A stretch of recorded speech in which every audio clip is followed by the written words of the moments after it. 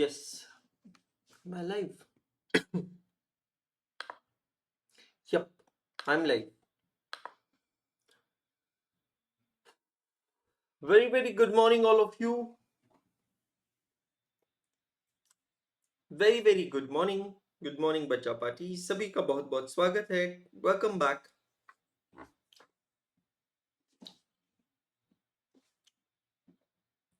Good morning good morning good morning all of you. Okay, so finally Ekagrata CA's office face to face center in Indore is inaugurated. Thank you so much all of you. Dil se thank you for all your love and affection, for all your prayers, all your blessings, your parents blessings. मैं अंशुल अग्रवाल अपनी पूरी team के behalf पे आपका बहुत बहुत आभारी हूँ. Thank you so much all of you. Very good morning. Very good morning. Thank you so much Gopu. Thank you so much. Thank you so much. Okay, so let's get started and let's get straight into it. तो आज हम लोग continue करने वाले हमारा ongoing topic का नाम है मटेरियल कॉस्ट. एक बार ट्रैकर की तरफ रुक करते हैं और देखते हैं कि क्या क्या हम लोगों ने किया है. आज का लेक्चर है लेक्चर नंबर 23. 22 लेक्चर्स हमारे हो चुके हैं और लास्ट जो क्लास हुई थी उस क्लास के अंदर लेक्चर नंबर 22 के अंदर हम लोगों ने किया था सबसे पहले होमवर्क क्वेश्चन नंबर 3 चेक, जो कि बहुत आसान क्वेश्चन था. W16 W17 दो अलग अलग जॉब्स थे. स्टोर्स लेजर हमें बनाना था. फिर हमने सॉल्व किया क्वेश्चन नंबर 2 जो कि काफी इंपॉर्टेंट क्वेश्चन था और उस क्वेश्चन के अंदर बहुत सारे स्पेशल पॉइंट्स निकल के सामने आए. जैसे कि आप लोगों ने यहाँ पर देखा होगा तो उस क्वेश्चन के अंदर हमने ये सारे नोट्स बनाए थे. परचेज रिटर्न का एडजस्टमेंट देखा था. परचेज रिटर्न मतलब जब स्टोर्स डिपार्टमेंट जो है वो वेंडर को रिटर्न करता है. देन रिप्लेसमेंट का एडजस्टमेंट देखा था. रिटर्न फ्रॉम प्रोडक्शन डिपार्टमेंट देखा था. When production department return goods back to stores department, what is the treatment when the material is transferred by one production department to another production department, and what are the possible treatments of stock shortage in case of abnormal loss as well as in case of normal loss. Question number 2 very important question. जब जब भी topic revise करोगे उसे जरूर देख लीजिएगा. Explain you the concept of landed cost. बहुत सारे एग्जांपल्स, बहुत सारा डिस्कशन, बहुत सारी चीजें हम लोगों ने स्पीक की थी कि लैंडेड कॉस्ट क्या होता है, कैसे होता है, किस तरीके से होता है. और फिर हमने सॉल्व किया था क्वेश्चन नंबर 4. ये रहा क्वेश्चन नंबर 4. लैंडेड कॉस्ट का मतलब मैंने आपको बताया था. Landed cost means and includes all the cost incurred to bring a product to present location and saleable और यूजेबल कंडीशन. तो जो भी मेरा मटेरियल है उसको मेरे यहां पे लाने तक की जो कॉस्ट होती है उसको कहते हैं लैंडेड कॉस्ट. अगेन बहुत सारे एग्जांपल्स हम लोगों ने यहां पर लिए थे. आमतौर पर ऐसा होता है कि जो चीज जहां बनती है वहां वो सस्ती मिलती है और जो उसी चीज को अगर कहीं और आप ट्रांसपोर्ट करके ले जाते हैं तो उसकी कॉस्ट बढ़ जाती है, उसकी लैंडेड कॉस्ट बढ़ जाती है. लैंडेड कॉस्ट का पूरा कैलकुलेशन हम लोगों ने समझा था. इसके ऊपर एक टेबल मैंने आपको बताया था जो मेरी बुक में बना हुआ है. मैंने समझाया था कि किस तरीके से आपको टैक्स के ट्रीटमेंट को समझना है कि अगर टैक्सेस रिफंडेबल है तो वो कॉस्ट में इंक्लूड नहीं होंगे because you get input tax credit. But अगर टैक्सेस नॉन रिफंडेबल है तो उसको आपको इंक्लूड करना पड़ेगा. बहुत सारे बेसिस देखने, बहुत सारी चीजें समझनी है. अब बढ़ते हैं आगे और क्वेश्चन नंबर 5 और 6 करते हैं और फिर आज की क्लास में हम लोग करने वाले हैं बहुत ही amazing concept, the concept of economic order quantity, EOQ. Let's get started. सबसे पहले मैं इन बहन जी को उठाकर साइड में रखता हूं. बहन जी आप यहां पर आ जाएं. धन्यवाद. अभी आपकी खास जरूरत है नहीं. आई होप इंडेक्स सबके कंप्लीट होंगे. चेक कर लीजिएगा. Good morning Sushan. इंडेक्स सबके कंप्लीट होंगे. आई होप सभी जने क्रॉस रेफरेंसिंग दे रहे होंगे, है ना. now understand. Question number 5. Let's focus all of you. An invoice in respect of a consignment of chemical A and B provides the following information. Chemical A is 10,000 kg at rupees 10 per kg amounting to rupees 1 lakh. Chemical B is 8,000 kg at rupees 13 per kg amounting to rupees 1 lakh 4,000. तो आपने ये दो अलग अलग chemicals purchase किए हैं. Basic custom duty is 10% and it's written into the bracket that credit is not allowed, rupees 20,400. Basic custom duty. What do you mean by custom duty? Custom duty का मतलब होता है import duty और export duty. जब आप कोई भी material को किसी और देश से भारत में लेकर आते हैं, you import in India, you have to pay a tax known as custom duty, import duty. On the contrary, when you export some goods, you have to pay some duty, some tax, custom duty, that's known as export duty. तो आपने basic custom duty पे की है at the rate of 10%. अब ये basic custom duty किस पे होती है? It is on the basic cost of the product. तो एक सिर्फ क्रॉस वेरिफिकेशन कर लेते हैं. ये जो मटेरियल ए है, केमिकल ए है, जिसकी इनवॉइस वैल्यू है 1 लाख रुपीज, तो 1 लाख का 10% कितना होगा दोस्तों? 1 लाख का 10% होगा 10,000. ओके. और केमिकल बी जो है, जिसकी इनवॉइस वैल्यू है 1,04,000, उसका 10% होगा 10,400. एक बार जरा चेक कर लेना क्या दोनों की टोटल मैच हो रही है क्या? 20,400 है ना? ठीक है. रेलवे का फ्रेट दिया है 3840. अब ये जो फ्रेट है ये केमिकल वाइज नहीं दिया है. केमिकल ए और केमिकल बी दोनों का मिलाकर फ्रेट दिया है 3,840. Now a shortage of 500 kg in chemical A and 320 kg in chemical B is noticed due to normal breakages. Normal breakages मतलब क्वेश्चन साफ शब्दों में कह रहा है कि ये कैसा लॉस है बेटा जी? नॉर्मल लॉस है. What type of loss? Normal loss. Okay. You are required to determine the rate per KG of each chemical.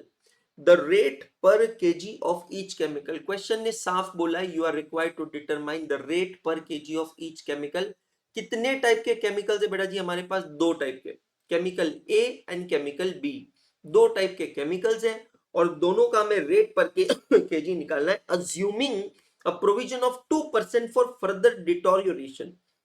Assuming a provision of 2% for further deterioration का मतलब क्या है कि ऑलरेडी जो स्टॉक शॉर्टेज का loss हुआ है सो तो वही है, उसके अलावा आपको और 2% का प्रोविजन बनाना है. मतलब आपको लगता है there will be still further loss of 2 more percent. समझ में आ रहा है?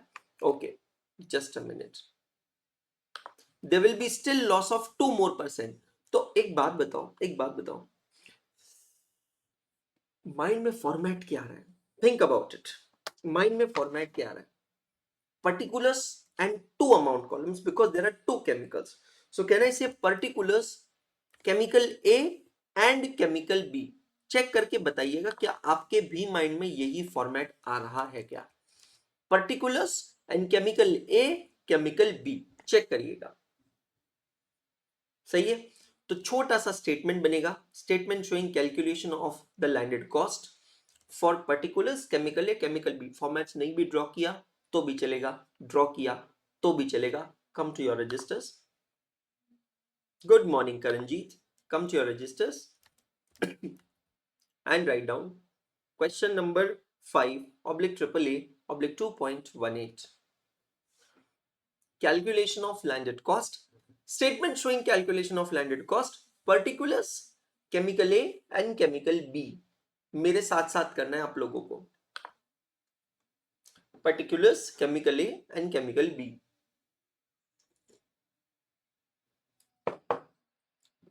बहुत इजी क्वेश्चन है,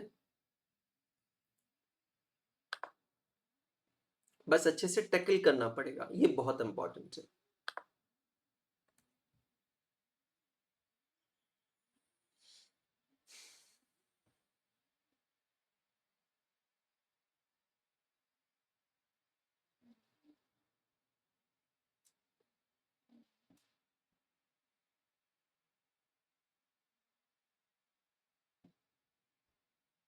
done. Now let's get started one by one. Very simple. सबसे पहले हमें लेना है बेसिक कॉस्ट. तो बेसिक कॉस्ट देखेंगे. केमिकल ए का है 10,000 kg एट 10 रुपीज, 1 लाख. और केमिकल बी का है 8,000 kg at 13 rupees, that is 1,04,000. So come to your statement. Come to your statement and write down basic cost as it is. Figures are fetched from the question. उसके अंदर हम add करेंगे custom duty. Custom duty का rate दिया है 10%.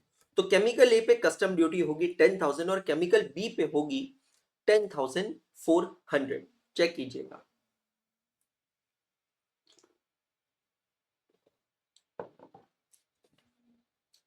Clear? Now guys, question में कहा है रेलवे फ्रेट. समझिएगा. रेलवे फ्रेट मतलब ट्रेन का किराया 3,840 टोटल किराया दिया है. for both the chemicals, chemical A as well as chemical B. Now the question that arises is, how should I apportion, how should I split this total freight between these two chemicals? इसका सही basis क्या होता है? अगर थोड़ा दिमाग चलाएंगे तो वैसे तो बेसिस दो तीन ही होते हैं. एक बेसिस होता है क्वांटिटी, के how much quantity of chemical A and B are you carrying. दूसरा बेसिस हो सकता है, किसी के दिमाग में आ सकता है, value, how much is the value of chemical A and chemical B. तीसरा बेस हो सकता है क्यूबिक फीट. क्यूबिक फीट का मतलब होता है कौन सा मटेरियल कितनी जगह घेर रहा है. ठीक है. वेल रियली स्पीकिंग वैल्यू जो है वो बहुत अप्रोप्रिएट बेसिस नहीं होगा रेलवे फ्रेट के लिए, क्योंकि भारतीय रेलवे को क्या लेना देना है कि आप एक बॉक्स के अंदर सोना भेज रहे हो या लोहा भेज रहे हो या तांबा भेज रहे हो या पीतल भेज रहे हो, उससे कोई लेना देना नहीं. भारतीय रेलवे जनरली ये देखेगा कि आप जो सामान भेज रहे हो, कोई भी कुरियर कंपनी, हमने चैप्टर नंबर 9 सर्विस कॉस्टिंग में देखा है, the prima facie concern is number 1 the weight and number 2 is the cubic feet. How much is the area? Area certainly यहां पर नहीं दिया है, तो सबसे बेटर यहां पर जो अवेलेबल डेटा है उसके बेसिस पे जो बेसिस हमारे पास है वो है क्वांटिटी. सो हम रेलवे फ्रेट को स्प्लिट करेंगे, डिवाइड करेंगे क्वांटिटी रेशियो में.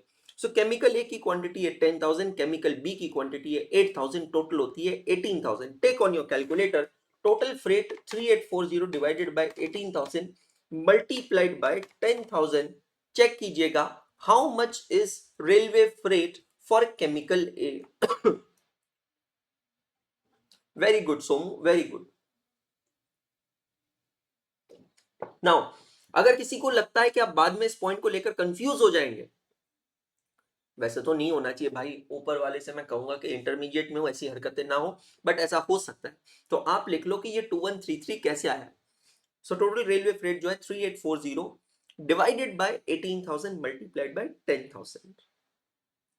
Very good Ayush, very good Devarpan, very good. And chemical B is again the same calculation, only multiplier changes, that is 8,000 rupees. ठीक है. अब यहां पर आगे बढ़ते हैं. और कोई कॉस्ट दिया नहीं है, हमें मिल गई है टोटल लैंडेड कॉस्ट. आइडियली अगर ये नॉर्मल लॉस का एडजस्टमेंट नहीं होता था ना तो क्वेश्चन यही खत्म हो जाता था, लेकिन अब ये क्वेश्चन यहां पर खत्म नहीं होता है, क्योंकि क्वेश्चन के अंदर टोटल लैंडेड कॉस्ट नहीं पूछा है. क्वेश्चन ने क्या पूछा है, what is the landed cost each KG पर KG, determine the rate per KG of each chemical. अब टोटल कॉस्ट तो हमें मिल गई है दोस्तों, अब इस टोटल कॉस्ट को हमें डिवाइड करना होगा टोटल क्वांटिटी अवेलेबल के साथ. यार मतलब केमिकल मैंने 10,000 केजी ऑर्डर किया था, ध्यान से सुनना, जब मुझे मिला तो उसमें 500 किलो ऑलरेडी कम रिसीव हुआ था, मतलब 10,000 minus 500, I actually received 9,500 kg of chemical A.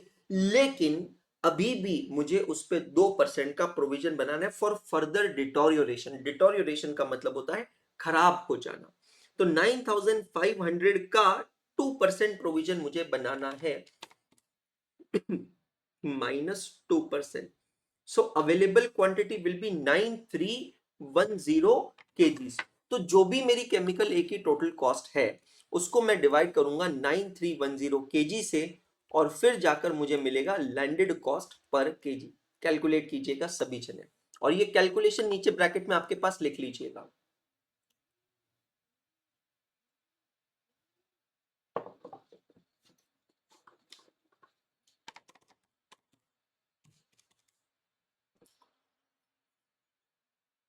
Sir एक क्वेश्चन है मेरे माइंड में, सर ये आपको नहीं लगता ऐसा होना चाहिए कि 10,000 था उसमें से 500 का लॉस हो गया, और ये जो 2% बोला है ये सर आपको नहीं लगता है हमें 2% ओरिजिनल क्वांटिटी का लेना चाहिए 10,000 का, मतलब सर 10,000 का 2% होता है 200, तो यहां पर आंसर 9,300 होना चाहिए. सर आपको नहीं लगता ऐसा होगा? आंसर है नहीं.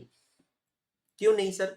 बिकॉज जो 500 केजी का लॉस था वो पहले ही हो गया, इन ट्रांजिट ही हो गया, नॉर्मल ब्रेकेजेस था. सेकेंडली क्वेश्चन कहता है provision of 2% for, concentrate on this word, further deterioration. इसका मतलब क्या, जो हुआ सो हुआ, लेकिन अभी और 2% डिटोरियोरेशन हो सकता है। ऑब्वियसली भाई ये 2% किस चीज का डिटोरियोरेशन होगा?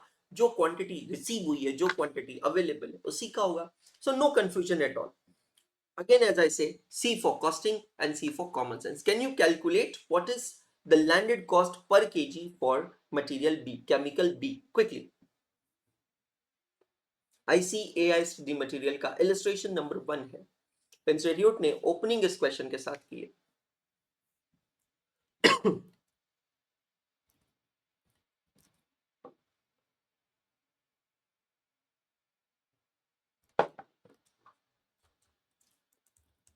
चेक कीजिए।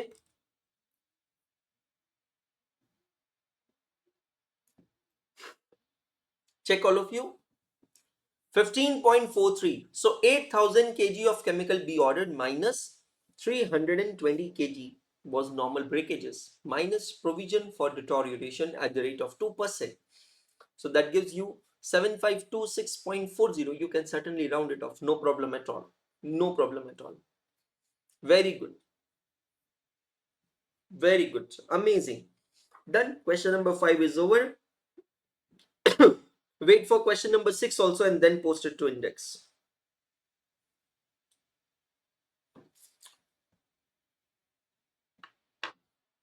चलें आगे।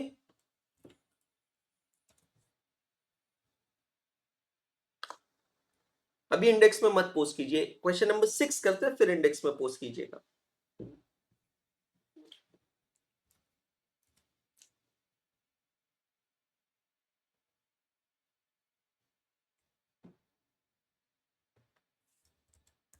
नाउ ये क्वेश्चन मैं पढ़ूंगा लेकिन सॉल्व आप लोग करेंगे, ठीक है?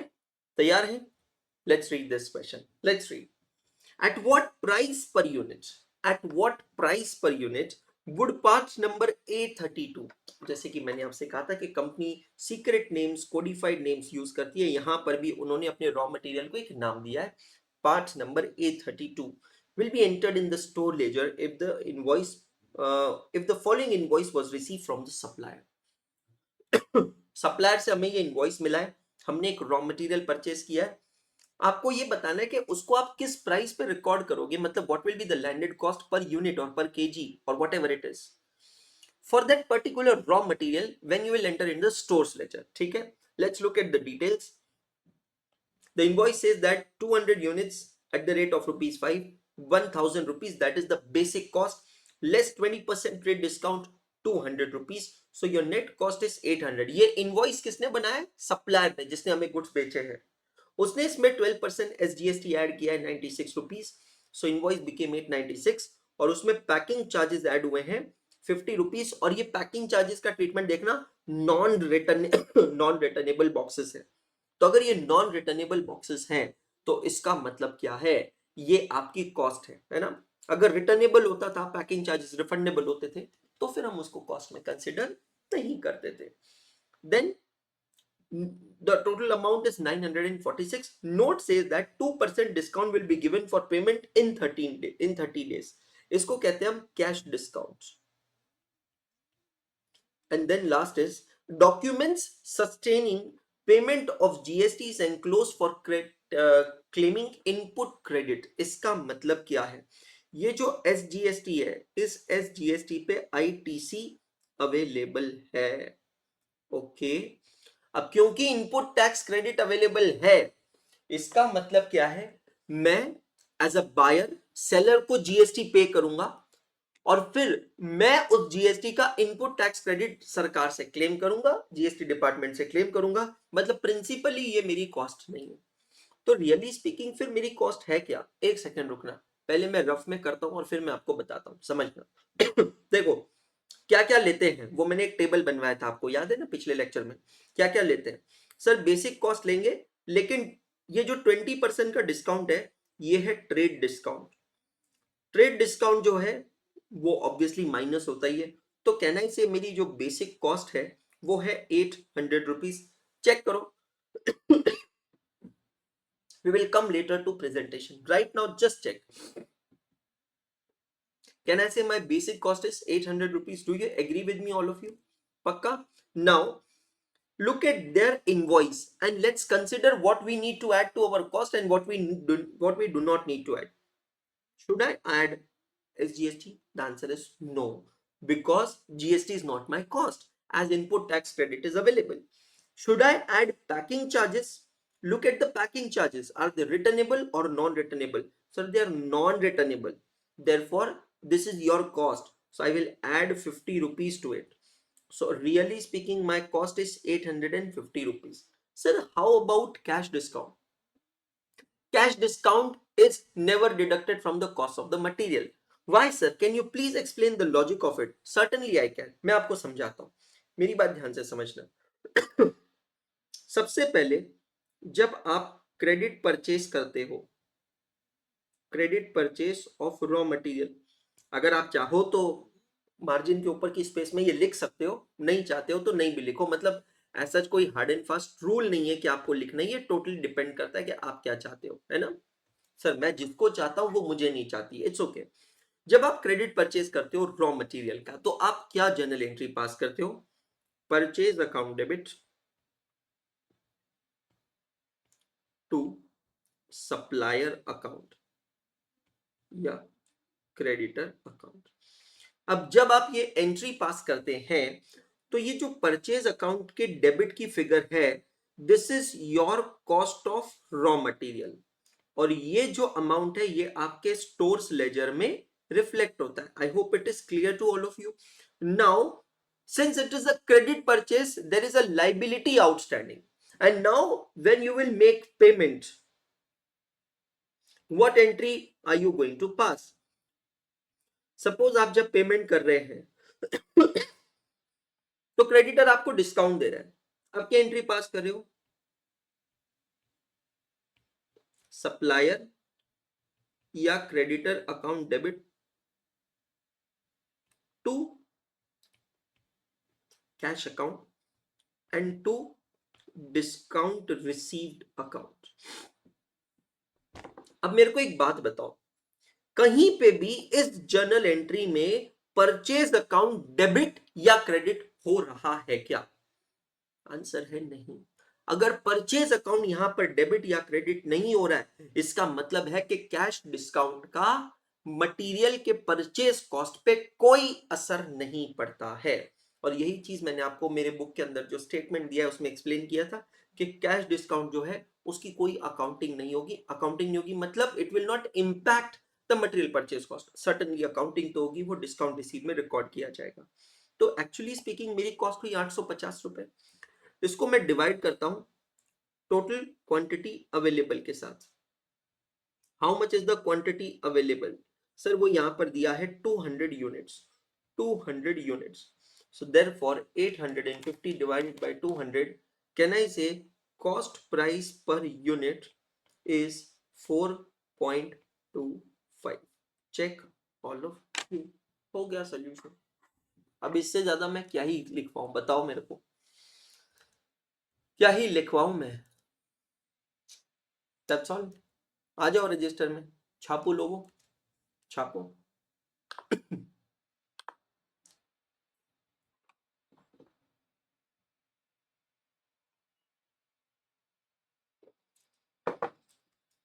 चिल्टू था, यस.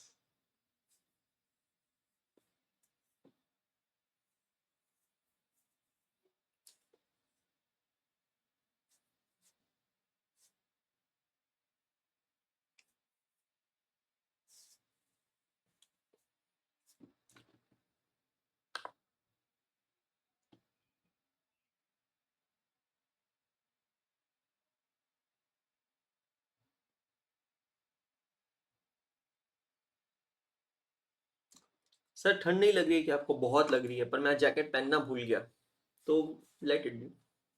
That's okay.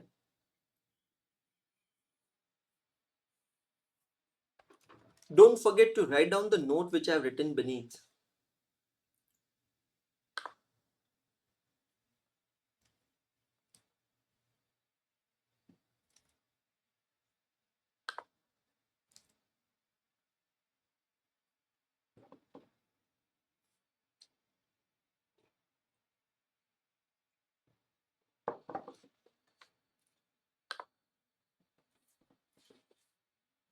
कुछ है ही नहीं इस क्वेश्चन में, मतलब सीरियसली। बट कभी कभी पता है ऐसे क्वेश्चन भी एग्जाम्स में घुमा देते हैं, क्योंकि हमारा दिमाग हमें सिग्नल नहीं दे पाता है how to tackle such questions.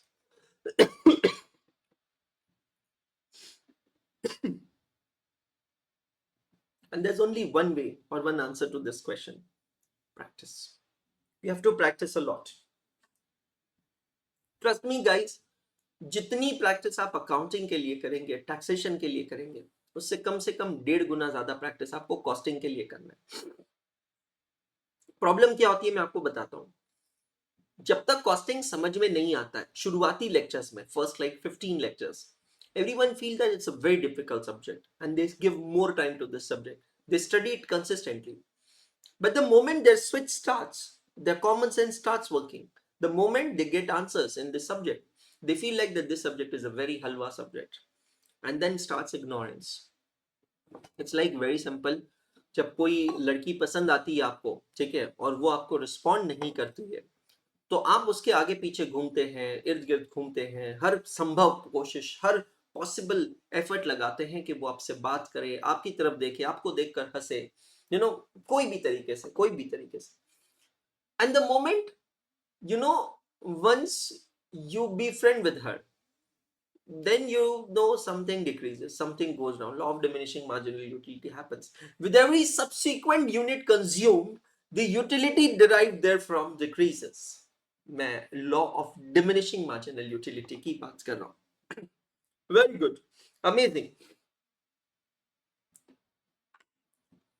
Costing के अंदर बस ये चीज याद रखना, चाहे आपको सब्जेक्ट आसान लगे या डिफिकल्ट लगे, आपका हर रोज का जो एफर्ट है वो कम नहीं होना चाहिए। That should remain constant.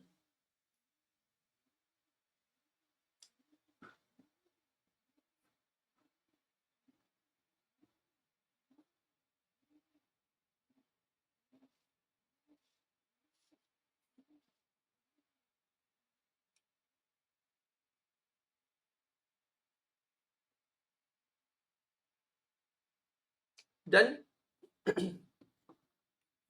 Let's get started. Now we are starting with the next segment of this topic. In fact, I should say the second last segment of this topic, one of the most important segment of the topic, a segment where most of the questions are asked in this topic, and the segment is EOQ, Economic Order Quantity. Well really speaking वो सभी बच्चे जो इस पूरी batch को एक order में देख रहे हैं, एक सीक्वेंस में देख रहे हैं, right from day 1, lecture number 1, उन लोगों के लिए ये सेगमेंट बहुत नया नहीं होगा, बिकॉज ऐसा मिलता जुलता सिमिलर सेगमेंट हम ऑलरेडी कर चुके हैं जब हमने पढ़ा था the concept of economic batch quantity. Now let's understand this concept, come to your registers on a fresh page. हाँ, जितने भी कंजूस लोग हैं उनसे कहूंगा फ्रेश पेज। बढ़िया, before that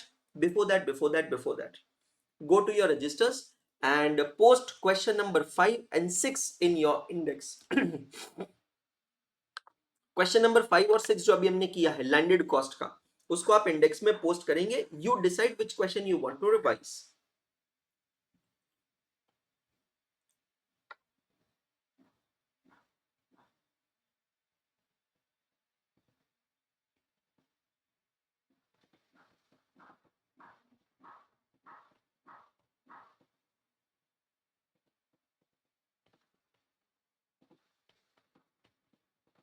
concept of economic order quantity, EOQ. now economic order quantity का जो कंसेप्ट अभी हम देख रहे हैं, ये क्यों देख रहे हैं, मैं आपको उसके पीछे का एक लॉजिक बताता हूं। थोड़ी सी जगह है क्या इस हेडिंग के ऊपर? इस हेडिंग से पहले एक चीज लिखवानी थी, अगर जगह है तो। मेरे पास तो है, ठीक है, इस हेडिंग से पहले लिखवानी थी। चलो ठीक है, मैं लिख लेता हूं, आपके पास जहां जगह लिख लेना। But it's not the part of EOQ, it's a predecessor of EOQ. पहले समझ लीजिए और फिर लिखिएगा। You know what is the dilemma? What is the dilemma? Dilemma का मतलब होता है confusion. The dilemma, the biggest challenge is how much should be my order size. Order size का मतलब होता है ऑर्डर क्वांटिटी। किसी और भाषा में मैं कहूं तो how much quantity should I order every time. हर बार, हर समय जब भी मैं कोई ऑर्डर प्लेस करता हूं रॉ मटेरियल का, तो मुझे उस एक ऑर्डर में कितनी क्वांटिटी का कितने यूनिट्स का ऑर्डर प्लेस करना चाहिए। अब यहां पर इस सवाल का जवाब ढूंढने के लिए हम दो चीजें देखने वाले हैं जो हमारे चैप्टर के सेगमेंट्स हैं। क्या है वो दो चीजें, समझते चलिएगा। पहला,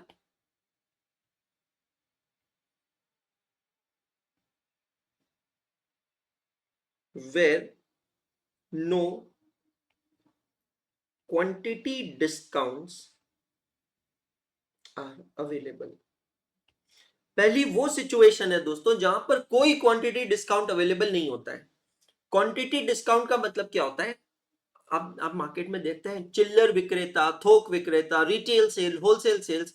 तो जब आप रिटेल सेल खरीदते हैं, रिटेल मार्केट से जाके खरीदते हैं, थोड़े प्राइस ज्यादा होते हैं। फिर आप दुकानदार को कहते हैं देखो भैया मैं 10 यूनिट लूंगा तो प्राइस कम लगाओ, मैं 100 यूनिट लूंगा प्राइस कम लगाओ, मैं 1000 यूनिट लूंगा प्राइस कम लगाओ। मतलब क्या मैं कह सकता हूं कि जितनी जितनी मेरी क्वांटिटी बढ़ेगी उतना उतना मेरा डिस्काउंट बढ़ेगा, बट ये मत सोचना कि वो जाके जीरो हो जाएगा, है ना? ऐसा नहीं होता है। पहला assumption है where no quantity discount is available, that is purchase price remains constant। अगर ऐसा है कि आपको कोई क्वांटिटी डिस्काउंट नहीं मिलने वाला है irrespective of the quantity that you purchase, तो हम यहां पर हमारी ऑर्डर साइज को डिसाइड करने के लिए यूज करेंगे EOQ model. Economic order quantity का जो ये फॉर्मूला है, जो ये मॉडल है, जो ये कंसेप्ट है, this is based on an assumption. और अजम्पशन सिंपल है कि there is no quantity discount available, purchase price remain same. क्योंकि अगर परचेज प्राइस में वेरिएशन होगा तो ईओक्यू काम नहीं करेगा। मैं इसको पूरा जो भी मैं कह रहा हूं उसको मैं कैलकुलेशन से सपोर्ट करूंगा, डोंट वरी, बट अभी सिर्फ समझते चलिए। दूसरी पॉसिबिलिटी क्या है? Where quantity discounts are available. जब क्वांटिटी डिस्काउंट होते हैं वो अवेलेबल होते हैं, that is purchase price fluctuates. वो चेंज होती रहती है, परचेज प्राइस चेंज होती रहती है। अगर ऐसा होता है कि परचेज प्राइस चेंज होती रहती है तो उस सिचुएशन में हम लोग क्या यूज करते हैं? We prepare a comparative table to come to a conclusion. एक कंपेरेटिव टेबल बनाते हैं to arrive to a conclusion of order size, के हमें कितने यूनिट्स ऑर्डर करना चाहिए, how much should be my order size. तो पहले आप ये टेबल बनाएंगे, उसके बाद हम ईओक्यू स्टार्ट करेंगे।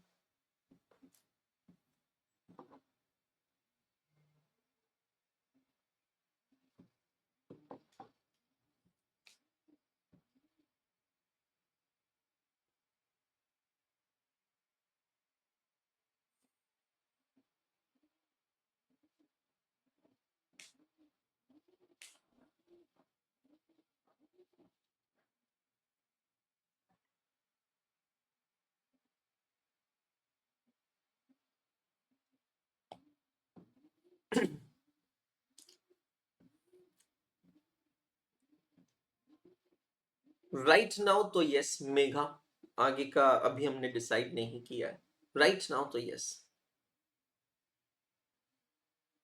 सर मम्मी बोल रही है कि आज आप सीरियस हो बहुत।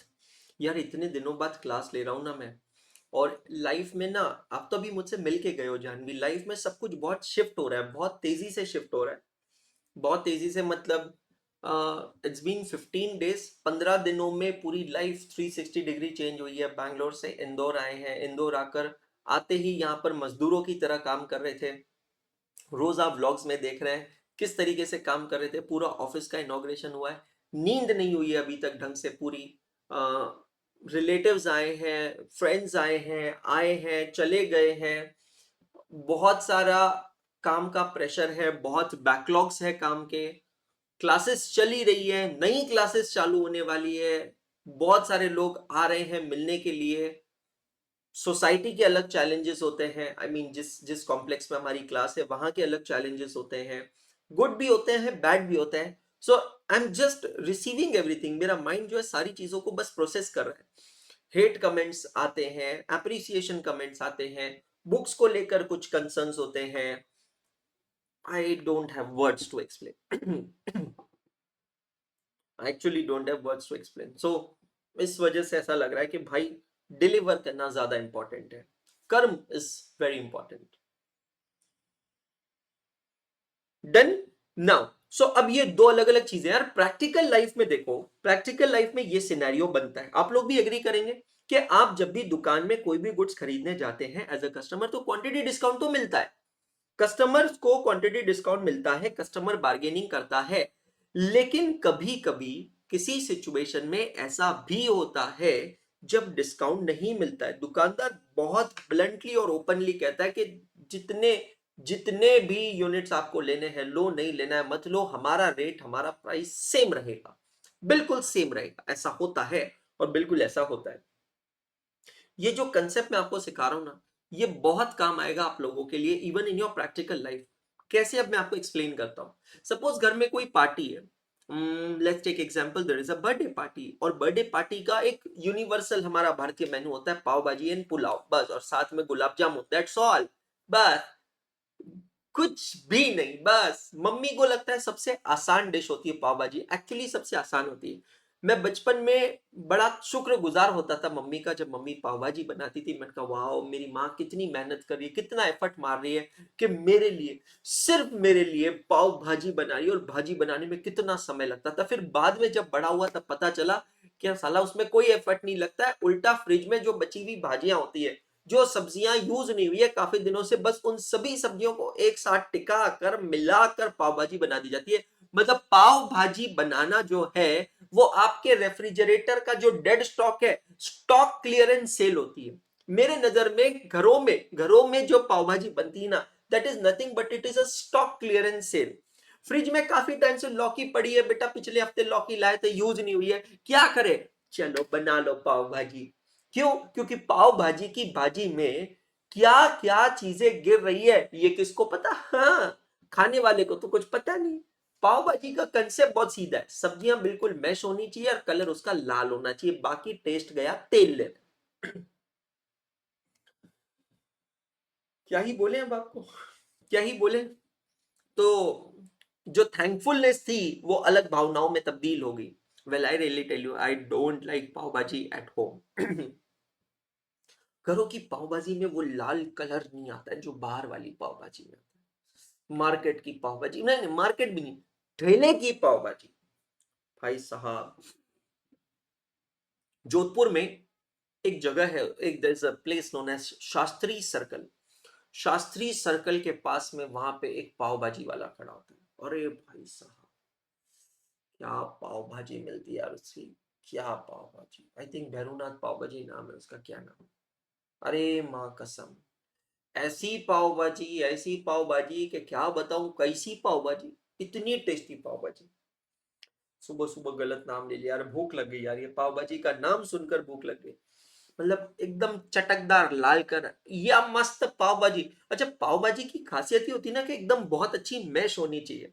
कुछ कुछ लोगों को पाव भाजी बनाना ही नहीं आता, वो ढंग से मैश नहीं करते।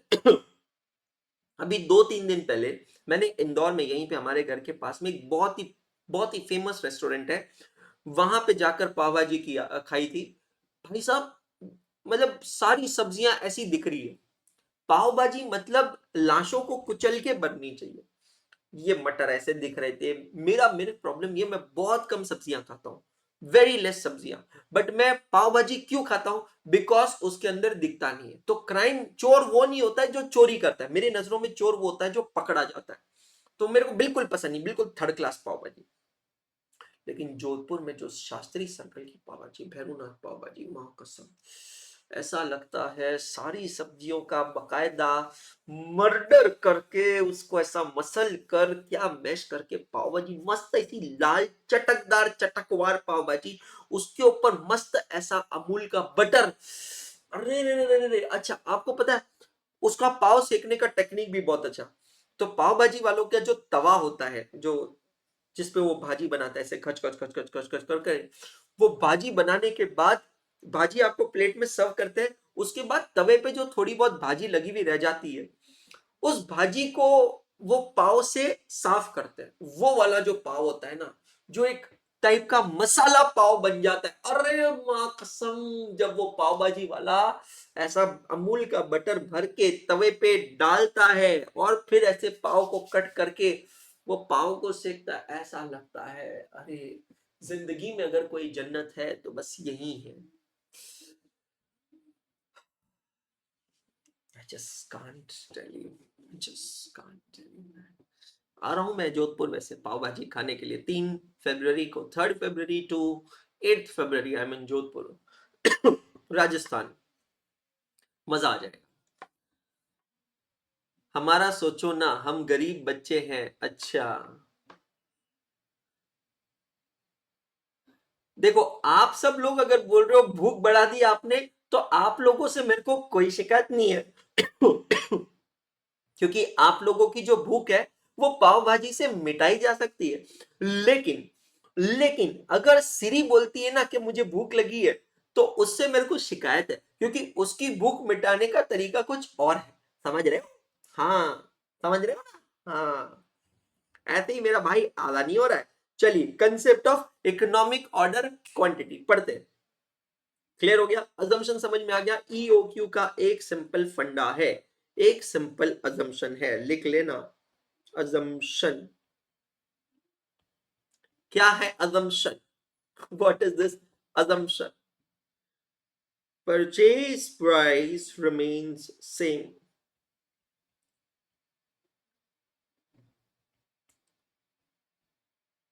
that is no quantity discount is available.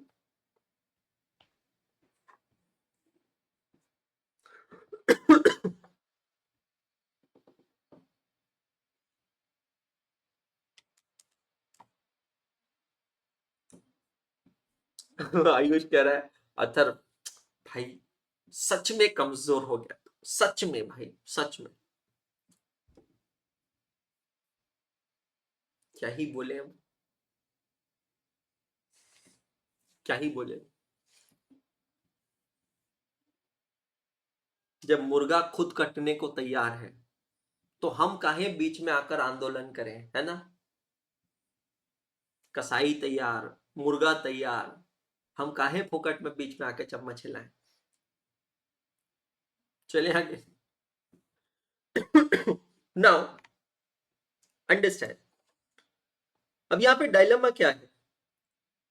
अगर मेरा ऑर्डर साइज छोटा होता है, देखो मेरा एनुअल कंजम्पशन जो है, एनुअल डिमांड या annual consumption of raw material, वो तो सेम ही रहेगा, है ना? वो तो जितने यूनिट है उतना ही रहेगा। बट अब मैं यहां पे देख रहा हूं मेरी order size, if my order size is small, कम होती है, तो मेरे नंबर ऑफ ऑर्डर्स ज्यादा होंगे, my number of orders will be more. अगर मेरे नंबर ऑफ ऑर्डर ज्यादा होंगे, मतलब मुझे बार बार अगर ऑर्डर करना पड़ेगा, तो मेरी ऑर्डरिंग कॉस्ट जो है वो काफी ज्यादा होगी, बहुत हाई होगी। लेकिन उसका एक फायदा भी है, और वो फायदा है मेरी कैरिंग कॉस्ट। इवन दो मेरी ऑर्डरिंग कॉस्ट ज्यादा होगी, मेरी कैरिंग कॉस्ट काफी कम होगी। कैरिंग कॉस्ट का मतलब होता है इन्वेंटरी होल्डिंग कॉस्ट। इन्वेंट्री को होल्ड करने की, संभाल के रखने की जो कॉस्ट होती है, उसको कहते हैं कैरिंग कॉस्ट। तो मेरी ऑर्डरिंग कॉस्ट ज्यादा होगी क्योंकि नंबर ऑफ ऑर्डर ज्यादा है, लेकिन मेरी कैरिंग कॉस्ट कम होगी क्योंकि मैं इन्वेंट्री प्रिंसिपली ज्यादा कैरी नहीं कर रहा हूं। अब दूसरा पॉसिबिलिटी क्या है, if my order size is big, I am ordering lots of units together at a time, तो मेरे नंबर ऑफ ऑर्डर्स कम होंगे. In fact, maybe in just one or two orders, I order the entire quantity required. तो मेरी ordering cost बहुत कम होगी, लेकिन मेरी carrying cost बहुत ज्यादा होगी. आप समझ रहे हैं मेरी बात? ऑर्डरिंग कॉस्ट कम होगी, कैरिंग कॉस्ट बहुत ज्यादा होगी. तो हम लोगों को पता है क्या करना है, हम लोगों को एक ऐसा पॉइंट ढूंढना है जहां पर मेरी ऑर्डरिंग कॉस्ट और मेरी कैरिंग कॉस्ट ऑप्टिमम हो, मिनिमम हो. और वो जो पॉइंट होता है उस पॉइंट को कहते हैं economic order quantity. Well really speaking guys, जब भी मैं किसी मटेरियल की टोटल कॉस्ट निकालता हूं, तो उस टोटल कॉस्ट के फॉर्मूला में तीन अलग अलग कॉस्ट कंपोनेंट्स आएंगे. समझते भी चलना, लिखते भी चलना. पहला कॉस्ट कंपोनेंट आएगा बेसिक कॉस्ट. बेसिक कॉस्ट का मतलब क्या होता है, number of units purchase multiplied by price per unit. उसके बाद में आता है total ordering cost. Total ordering cost का फॉर्मूला, चलो फॉर्मूलाज भी मैं लिख लेता हूं नीचे इसके. Basic cost is equal to quantity ordered multiplied by price per unit. Total ordering cost का फॉर्मूला क्या हुआ, number of orders multiplied by cost per order. कितने ऑर्डर हो रहे हैं और एक ऑर्डर के लिए कितना पैसा लगेगा. ठीक है, अब देखना यहां से एक और फॉर्मूला निकल जाएगा. नंबर ऑफ ऑर्डर्स मैं कैसे निकालूंगा, number of orders is equal to annual consumption. मैं एक साल में कितना कंजम्पशन करूंगा डिवाइडेड बाय ऑर्डर साइज. मैं एक ऑर्डर में कितने यूनिट्स का ऑर्डर दे रहा हूं, how many units am I ordering in every single order, उससे मुझे मिलेगा number of order multiplied by cost per order. That will give me my total ordering cost. और तीसरा जो फॉर्मूला का पार्ट है वो है total carrying cost. Total carrying cost का फॉर्मूला क्या बनाएंगे दोस्तों, इसका फॉर्मूला होगा एवरेज इन्वेंटरी मल्टीप्लाइड बाय कक पुप्पा. कक पुप्पम नहीं, कक पुप्पा. कक पुप्पा का फुल फॉर्म क्या है, carrying cost per unit per annum. एक यूनिट इन्वेंट्री को एक साल तक कैरी करने की कितनी कॉस्ट होती है. उसमें इंटरेस्ट कॉस्ट आ सकता है, रेंट आ सकता है, इंश्योरेंस आ सकता है. Now how do you calculate average inventory. Average inventory का फॉर्मूला होता है ऑर्डर साइज डिवाइडेड बाय 2. अब समझना, हमने क्या देखा है, इकोनॉमिक ऑर्डर क्वांटिटी का मॉडल कब काम करेगा, जब एक अजम्पशन क्या है, बेसिक कॉस्ट जो है वो अनचेंज्ड रहेगी इररिस्पेक्टिव ऑफ क्वांटिटी. मैं चाहे कितनी भी क्वांटिटी खरीदूं, मेरे को कोई डिस्काउंट नहीं मिलेगा, my price will remain same. ये अजम्पशन पे ईओक्यू काम करता है. मतलब what are the two other factors for me to take decision, they are ordering cost and carrying cost. तो मुझे ऐसी क्वांटिटी ऑर्डर करनी है, इस तरीके से ऑर्डर करनी है कि मेरी ऑर्डरिंग कॉस्ट और कैरिंग कॉस्ट जो है सबसे मिनिमम होनी चाहिए. ग्राफ पे मैं अगर इसको प्लॉट करूं तो ये कैसा दिखेगा मैं आपको बताता हूं. जिन लोगों के पास बुक्स है वो आप बुक के अंदर आएंगे, टेक्स्ट बुक में पेज नंबर 2.12 पे. जिनके पास बुक नहीं है you can continue in the register itself, कि अगर मैं ईओक्यू का ग्राफ बनाता हूं तो वो ग्राफ किस तरीके से दिखेगा. समझते हैं, इतना ग्राफ तो मैंने स्टूडेंट लाइफ में ज्योमेट्री में भी नहीं पढ़ा था जितना मैं अभी एज अ टीचर पढ़ाता हूं. दो फैक्टर्स हम लोग यहां देखेंगे. जिनके पास बुक है वो बुक के अंदर ड्रॉ कर सकते हैं पेज नंबर 2.13 पे. जिनके पास बुक्स नहीं है आप अपने रजिस्टर्स में भी ड्रॉ कर सकते हैं. नाउ अंडरस्टैंड, मैं एक्स एक्सेस पे लेता हूं order quantity,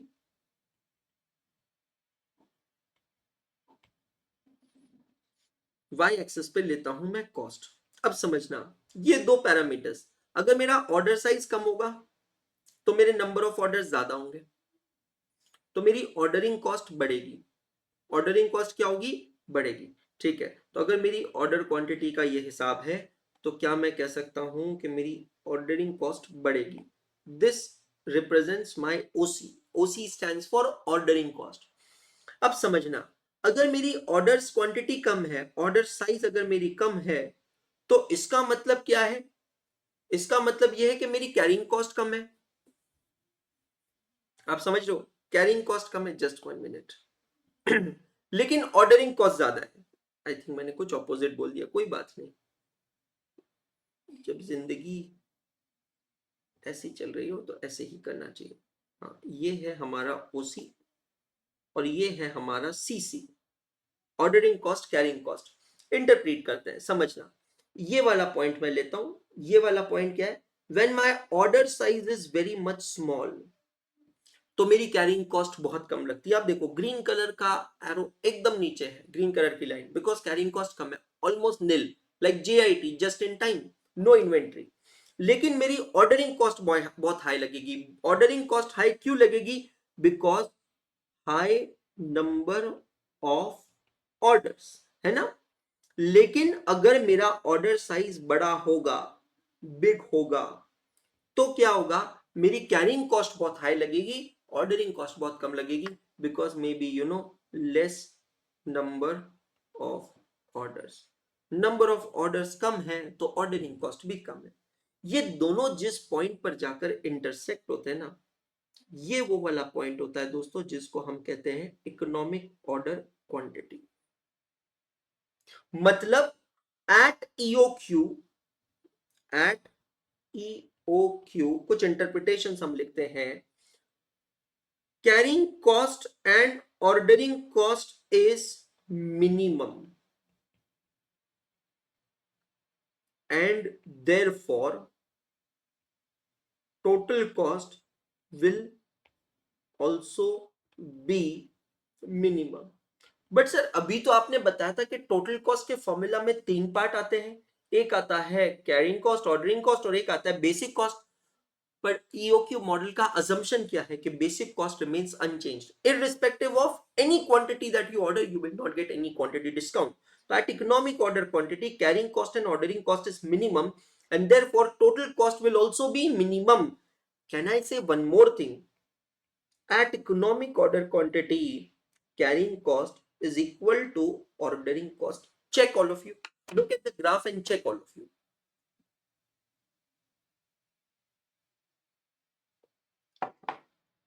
Just look at the graph and tell me, do you agree with me? At economic order quantity, at this point, carrying cost will be equal to ordering cost। जितनी मेरी carrying cost है उतनी ही मेरी ordering cost होनी चाहिए। अब ये जो है ना, ये MCQ के व्यू पॉइंट से बहुत इंपॉर्टेंट चीज है। क्यों इंपॉर्टेंट चीज है मैं आपको समझाता हूं, ठीक है। MCQ अलर्ट, मैं आपको एक्सप्लेन करता हूं क्या है।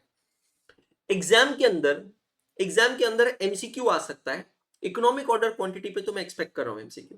एग्जाम में MCQ आ सकता है जहां पे आपको डेटा देंगे कैरिंग कॉस्ट का, लेकिन क्वेश्चन पूछेंगे how much will be the ordering cost. It may happen, now you may get confused.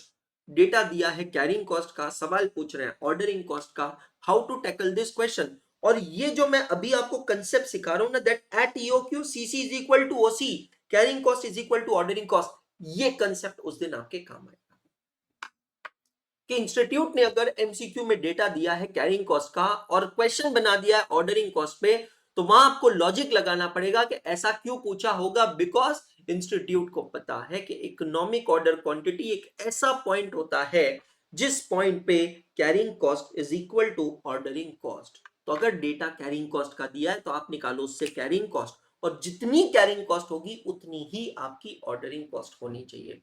ये कंसेप्ट जिसको पता है, ये लॉजिक जिसको पता है, वो बंदा जाकर MCQ सॉल्व कर आएगा। Trust me guys, next 2 topics, this topic and the next topic, what we are doing, in दोनों टॉपिक्स में MCQs आने की बहुत हाई प्रोबेबिलिटी है, बहुत हाई। वैसे तो 30 MCQs divided by 15 topics, on an average her chapter से 2 MCQ बनते हैं, लेकिन ऐसा होगा नहीं। मान के चलिए मटेरियल, लेबर, ओवरहेड, ये 3 चैप्टर अपने आप में आपको करीबन 8 से 10 MCQs ये 3 चैप्टर से ही आएंगे। हर पेपर में 30 मार्क्स के MCQs है। MCQs have good amount of weightage। Now when they have good amount of weightage, it means what? It means that, my dear friends, you have to study accordingly, you have to prepare accordingly, because it may happens कि सिर्फ MCQ के बलबूते पे आप पास हो जाओ, subject wise भी और एग्रीगेट भी। ध्यान रखना इस चीज का, करेक्ट। तो इकोनॉमिक ऑर्डर क्वांटिटी का फॉर्मूला लिखते हैं, EOQ is equal to root of 2AO upon C। अब ये अलग अलग बुक्स में अलग अलग ऑथर्स ने अलग अलग एब्रीविएशंस यूज किए हैं, और मॉड्यूल तो इतना चमत्कारी है, अलग अलग क्वेश्चंस में भी अलग अलग एब्रीविएशंस यूज किए हैं। Let's not go into details. यहां पर ए का मतलब होता है एनुअल डिमांड और कंजम्पशन ऑफ रॉ मटेरियल। एक लाइन इसके नीचे ब्लैंक छोड़ना, कुछ लिखवाना, इसलिए ओ का मतलब होता है ऑर्डरिंग कॉस्ट पर ऑर्डर, और सी का मतलब होता है carrying cost per unit per annum, मतलब कक पुप्पा।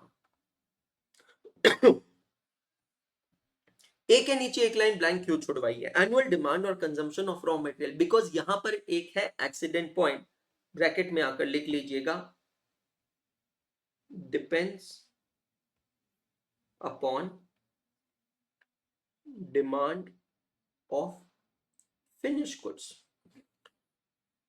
हम लोग मटेरियल कॉस्ट देख रहे हैं। मटेरियल कॉस्ट में मटेरियल का मतलब होता है डायरेक्ट मटेरियल, डायरेक्ट का मतलब होता है रॉ मटेरियल। रॉ मटेरियल का अगर मुझे इकोनॉमिक ऑर्डर क्वांटिटी निकालना है और ईओक्यू निकालने के लिए मुझे ए चाहिए, ए का मतलब how much is my annual demand और कंजम्पशन ऑफ रॉ मटेरियल। तो वहां पर एक्सीडेंट पॉइंट ये बनता है दोस्त, that annual demand or consumption of raw material depends upon the demand of finished goods। मतलब क्या? मतलब सपोज करना क्वेश्चन में दिया है कि my annual demand of finished goods is 10,000 units. Annual demand of finished good is 10,000 units, and it takes 2 units of raw material to produce 1 unit of finished good। तो सवाल यहां पर ये बनेगा, एमसीक्यू यहां पर ये बन सकता है, can you tell me how much is A for the purpose of EOQ. Accident point, बच्चा यहां पर गलती पता है क्या करेगा? बच्चा यहां पर ए को लेगा 10,000 and the answer is wrong. वो 10,000 की फिगर को लेगा और उसको फॉर्मूला में सब्सटीट्यूट करके पूरा कैलकुलेशन करेगा और ईओक्यू निकालेगा, और वो आंसर है गलत, because 10,000 is annual demand of finished good, और इकोनॉमिक ऑर्डर क्वांटिटी आपको निकालना है रॉ मटेरियल का। और क्वेश्चन कहता है कि 1 यूनिट फिनिश गुड बनाने के लिए आपको 2 यूनिट चाहिए रॉ मटेरियल के। मतलब मेरे दोस्त 10,000 यूनिट्स बनाने के लिए आपको टोटल कितने यूनिट्स चाहिए रॉ मटेरियल के? तो 20,000 यूनिट्स चाहिए आपको रॉ मटेरियल के। एक्सीडेंट पॉइंट ध्यान से देख लेना, बाद में इस पॉइंट पर जाकर 100% एक्सीडेंट होगा। छोटी छोटी चीजें हैं, छोटी छोटी बातें हैं, अभी से अगर उसको मार्क कर लिया तो बहुत अच्छा है, otherwise you will meet an accident and then there will be a problem। You may feel that you okay, what is a big deal in economic order quantity? Come on, cut the crap, it's so easy concept। I've simply substituted the value, calculated on calculator and thrown some answer। It's not that case, there is a logic and there may be some accident point, hidden accident point behind every transaction। मैंने कक पुप्पा का आपको बताया था, किसी किसी question के अंदर कक पुप्पा में भी एक्सीडेंट पॉइंट होता है, बिकॉज क्वेश्चन के अंदर दिया होता है कक पुप्पम। अब कक पुप्पम को आपको इस फॉर्मूला में सब्स्टिट्यूट नहीं करना है, आपको इस फॉर्मूला में चाहिए कक पुप्पा। और कक पुप्पा कैसे निकलेगा? कक पुप्पम से। तो कक पुप्पम का मतलब हुआ carrying cost per unit per month, and what if I multiply with number of months, 12 months, I will get कक पुप्पा। छोटे छोटे पॉइंट्स है, अभी जब आप पढ़ रहे हो, मैं आपको फिर से कह रहा हूं, बार बार कह रहा हूं, फिर से कह रहा हूं, बार बार कह रहा हूं मेरे दोस्त के ग्रुप 2 की पढ़ाई ऐसी करो कि ना सिर्फ आपकी क्लासेस कंप्लीट हो, बल्कि साथ साथ में आपकी सेल्फ स्टडी भी कंप्लीट होनी चाहिए। जिस दिन ग्रुप 2 का बैच खत्म हुआ, अपने माइंड में एक टारगेट ले लो कि उस दिन मेरा ग्रुप 2 का सेल्फ स्टडी रिवीजन भी खत्म हो जाना चाहिए, ताकि अगले दिन से मैं ग्रुप 1 को परस्यू करूं। हम सारे टीचर्स कल बैठे थे, सभी जने अप्रिशिएट कर रहे हैं May 24 इंटर का बैच। जो टीचिंग का प्लेजर है वो बहुत हाई है, बहुत हाई है, trust me, all the teachers. और सब लोग कह रहे हैं कि अंशुल सर 10 मार्च का टारगेट इवन दो हमने लिया है, but we will set a target to complete it 10 days in advance by 29th of February as committed. I mean, even though we committed 10th of March, but we are still contemplating to complete by 29th of February itself, so that we can give you 10 additional days to study, to self-study. So you need to be that much proactive. You need to highlight all those important points when you are studying right now. Write down each and everything carefully. घुस घुस के पढ़ना है, detail तरीके से पढ़ना है, कोई कॉम्प्रोमाइज नहीं चाहिए, कोई भी कॉम्प्रोमाइज नहीं, पढ़ाई को लेकर कोई कॉम्प्रोमाइज नहीं, बाकी सारी चीजें सेकेंडरी, पढ़ाई प्राइमरी है ना। तो ये फॉर्मूला आपको समझ गया, एक एक कर शुरू करते हैं, क्वेश्चन स्टार्ट करते हैं, आगे बढ़ते हैं। ब्रेक लेना है क्या बेटा? वांट टू टेक ब्रेक और वी कैन गो?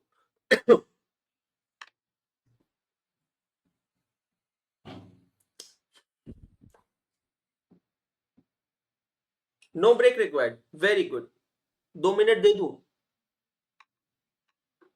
चलो, वैसे मैं 5 मिनट देता था, पर चलो 2 मिनट का ब्रेक ले लो। Take a break of 2 minutes, all of you quickly take a break 2 minutes।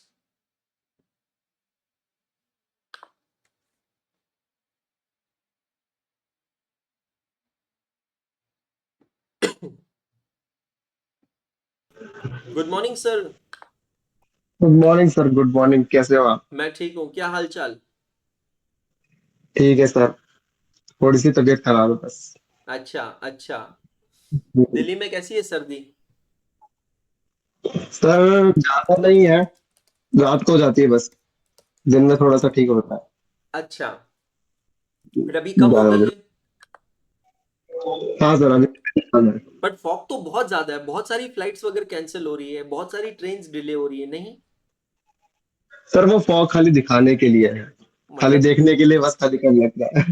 ज्यादा लगता है कि हाँ है, इतनी नहीं है मतलब।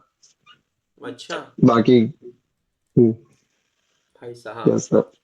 ये तो अजीब सी बात हुई, सर कल तो फॉग का सिर्फ दिखाने सर के कल लिए। का ब्लॉग तो देख अरे कल? ब्लॉग देख के तो सर ऐसा लग रहा था कि बस वहीं आ जाऊं। थैंक यू आपकी सर। पार्टी ड्यू है सर। बिल्कुल, आप रिविजन्स के लिए मैराथन्स हम लोग प्लान कर रहे हैं इस बार इंदौर में, तब आप जरूर आइएगा। ओके सर, तब आऊंगा इंदौर। है ना? कैसी चल रही है पढ़ाई यस आपकी? सर। सर पढ़ाई ठीक चल रही है। सब हो सब रहा है कुछ टाइम टाइम पे टेबल के कंप्लीट हो हिसाब से? जाता है सब जितना रेगुलर जी कुछ। जैसा प्लान करो वैसा हो रहा है? यस सर, जैसा प्लान करते हो सर वैसा हो जाता है एट द एंड, बस थोड़ा बहुत कुछ कुछ रह जाता है लास्ट पे। ओके। बाकी सब सही चल रहा है सर। चलो, बहुत अच्छी बात है भाई, बहुत अच्छी बात यस सर। है ना? चलो, thank you. Yes sir. Thank you. चलिए आगे बढ़ते हैं। अभी ये जो क्वेश्चन हम लोग देख रहे हैं ना, question number 7, this question is the gateway question of EOQ. Gateway question का मतलब है कि ये वो क्वेश्चन है जो आपके लिए ईओक्यू के दरवाजे खोल देगा। तो जब जब भी आपको ईओक्यू का कंसेप्ट पढ़ना होगा, ये वाला क्वेश्चन जो है ये आप रिवाइज कर सकते हैं। Let's get started. Annual usage of raw material is 48,000। Directly question में दिया annual usage of raw material. Can I say this is our A 48,000। Purchase price per unit is 25। EOQ के फॉर्मूला में directly purchase price कहीं use नहीं होती है, directly कहीं use नहीं होती है, इनडायरेक्टली होगी, देखेंगे। ऑर्डरिंग कॉस्ट पर ऑर्डर है 180। Can I say this is my O and carrying cost per unit per annum is 12% of purchase price. तो कक पुप्पा हमें निकालना पड़ेगा। कक पुप्पा जो है परचेज प्राइस 25 का 12% है, तो 25 का 12% होता है 3 रुपीज। कक पुप्पा जो है वो है 3 rupees. From the above information calculate all these things. Come to your register, write down question 7/AAA/12.19। Question 7/AAA/12.19 अच्छे से समझते चलना है ना, आराम से। सबसे पहला क्वेश्चन पूछा है आपसे EOQ. EOQ is equal to root of 2AO upon C। So root of 2 into 48,000 that is your annual demand consumption multiplied by ordering cost is 180 and carrying cost per unit per annum it is 3 rupees. So simple calculation on calculator, 2 into 48,000 into 180 divided by 3 और फिर आप under root का button press करेंगे तो आपको economic order quantity मिलेगी as 2400 units. अब इस फिगर का इंटरप्रिटेशन समझिएगा बिकॉज ये गेटवे क्वेश्चन है. इसका इंटरप्रिटेशन ये है, every time whenever I will place an order, हर बार जब भी मैं एक ऑर्डर प्लेस करूंगा अपने वेंडर को, सप्लायर को, मैं उसको कितने यूनिट्स भेजने के लिए कहूंगा, 2400 यूनिट्स. मतलब this is my reorder quantity. ये टर्म्स आपके पास लिख के रखिएगा, आज नहीं कल की क्लास में काम आएंगे. This is my reorder quantity. This is also known as my ordering quantity. This is also known as my order size. This is also known as quantity per order.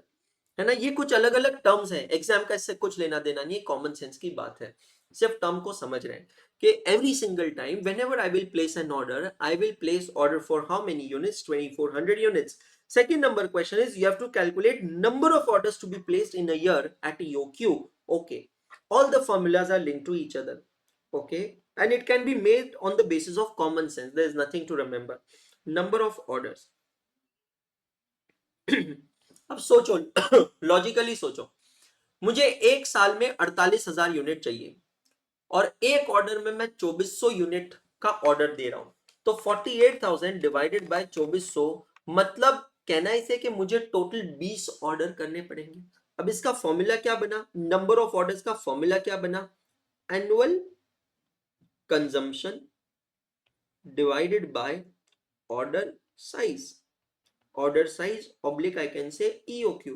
मतलब ये formula रटना नहीं है, formula बनाना है. Annual consumption कितना है, 48,000 units divided by 2,400 units. That means you will place 20 orders in a year. एक साल में आप 20 ऑर्डर्स प्लेस करेंगे. How frequently order should be placed at EOQ. Third number question जो है that is on frequency of order. कितनी जल्दी, कितने दिनों में, कितने महीनों में आप ऑर्डर प्लेस करेंगे. ये फ्रीक्वेंसी ऑफ ऑर्डर आप महीनों में भी निकाल सकते हैं, दिनों में भी निकाल सकते हैं. काफी बार ये क्वेश्चन में दिया होता है, जब नहीं दिया होता है तो आप इस तरीके से कर सकते हैं जो मैं कर रहा हूं. Frequency of order I can say 12 months divided by number of orders or 365 days in a year divided by number of orders. तो आप ऊपर वाला फॉर्मूला यूज करेंगे तो फ्रीक्वेंसी निकलेगी महीनों में, नीचे वाला फॉर्मूला यूज करेंगे तो फ्रीक्वेंसी निकलेगी दिनों में. एक्सीडेंट पॉइंट, कभी कभी क्वेश्चन में दिया होता है अज्यूम 1 year of 360 days. अगर ऐसा दिया है तो दूसरे वाले फॉर्मूला में न्यूमरेटर में आपको 360 लेना है, अगर कुछ नहीं दिया है तो आप 365 ले सकते हैं. So 12 months divided by 20 orders.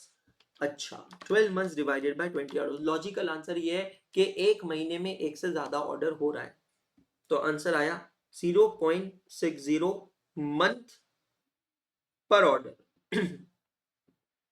अब ये इतना क्लियर समझ में नहीं आता है ना, इतना क्लियर समझ में नहीं आता, तो नंबर ऑफ डेज में भी कर देते हैं calculation. 365 days divided by 20 order, मतलब 365 दिनों में मैं 20 ऑर्डर दे रहा हूं, मतलब हर 18.25 डेज के बाद मैं एक ऑर्डर प्लेस कर रहा हूं. अब होता क्या है एग्जामिनेशन के अंदर, ये 0.25 को एलिमिनेट करने के लिए कभी कभी क्वेश्चन कहता है अज्यूम 1 year of 360 डेज. तो अगर आप 360 को 18 डिवाइड करोगे ना 20 ऑर्डर से, तो एग्जैक्ट 18 आंसर मिलेगा. इसका मतलब है after every 18 days I am placing an order, and in this question after every 18.25 days I am placing an order. तो पहला ऑर्डर प्लेस किया, 18.25 डेज हो गए, फिर दूसरा ऑर्डर प्लेस किया, 18.25 डेज हो गए, फिर तीसरा ऑर्डर प्लेस किया, और हर एक ऑर्डर में मैं कितनी क्वांटिटी ऑर्डर कर रहा हूं, 2400 units. I hope it is clear. चौथा, what is the total ordering cost at EOQ. Okay, very simple formula हम ऑलरेडी पहले लिख भी चुके हैं, समझ भी चुके हैं. Total ordering cost. फॉर्मूला क्या बनाया था, रटना नहीं है, बनाना। इसका फॉर्मूला क्या बनाया था, number of orders multiplied by cost per order. Number of orders हम निकाल चुके हैं सेकंड नंबर सब क्वेश्चन में, 20 orders multiplied by cost per order, EOQ के फॉर्मूला में देखिए 180 रुपीस पर order into rupees 180 per order, that becomes 3600. Check all of you. Question number 5, what is your total carrying cost? एक बात बोलूं मेरे दोस्त, बिना देखे ही बोल रहा हूं, total carrying cost should also be 3600। मतलब बहुत ही ज्यादा इंटेलिजेंट हूं मैं। क्वेश्चन नंबर 5 है, what is the total carrying cost, बिना देखे बोल रहा हूं 3600। कैसे, at economic order quantity total ordering cost should be equal to total carrying cost. But ऐसा जुगाड़ू आंसर नहीं निकालने का, फॉर्मूला लिखने का। फॉर्मूला क्या होता है इसका, एवरेज इन्वेंटरी मल्टीप्लाइड बाय कक पुप्पा। जो भी आपकी एवरेज इन्वेंटरी है उसको मल्टीप्लाई करेंगे कक पुप्पा से। एवरेज इन्वेंट्री का फॉर्मूला मैंने बताया था, ऑर्डर साइज मतलब economic order quantity divided by 2, order size divided by 2 multiplied bye कक पुप्पा। कक पुप्पा हमने ऊपर निकाला है ₹3, सो 1200 इंटू 3, ओ माय गॉड 3600। और नंबर 6 क्वेश्चन है, what is the total cost excluding purchase cost. Okay, total cost excluding purchase cost. तो actually total cost के फॉर्मूला में 3 पार्ट्स होते हैं, जैसे कि मैंने आपको अभी एक्सप्लेन किया है, basic cost, total ordering cost, total carrying cost. अब क्वेश्चन खुद साफ साफ क्या कह रहा है, what is the total cost excluding purchase cost, मतलब बेसिक कॉस्ट को एक्सक्लूड करके। तो that is equal to total ordering cost plus total carrying cost. Total ordering cost 3600 plus total carrying cost 3600, total cost 7200। That's all, it's a 5 mark PYQ. ये आखिरी वाला question छोड़ दीजिए, 6 number का total cost वाला। ये जो पहले 5 क्वेश्चंस आए हैं, ये पहले 5 क्वेश्चंस इंस्टीट्यूट के पेपर में आ चुके हैं कई बार, एक बार नहीं कई बार, और वो भी क्वेश्चन नंबर 1 में, जो कि कंपलसरी क्वेश्चन होता है। Question number 1 comprises of 4 questions of 5 marks each. Now this is the paper pattern in the old syllabus when there were no MCQs in costing. Now what will be your paper pattern, that we will get to know only after your examination. So this question is asked several times for 5 marks. 5 marks means 1 mark for every question, and you can actually see that you can complete this question in just 5 minutes. So अगर मैं standard time की बात करता हूं, तो 5 mark के question के लिए 9 मिनट का स्टैंडर्ड टाइम आपको मिलता है, लेकिन ये क्वेश्चन आप 5 मिनट में कंप्लीट कर सकते हो। तो शॉर्ट शॉर्ट 5 मार्क मिलते हैं, और वो भी 5 मिनट में। समय भी बच रहा है, मार्क्स भी ज्यादा मिल रहे हैं। अभी इंडेक्स में मत पोस्ट कीजिए, अभी आप सिर्फ क्रॉस रेफरेंसिंग देते चलिए, क्रॉस रेफरेंसिंग देते चलिए यहां पर, जो जो क्वेश्चन होता जा रहा है। Correct, can you calculate answer for question number 8 quickly? Can you solve question number 8? Not just calculate answers, solve question number 8 in your register.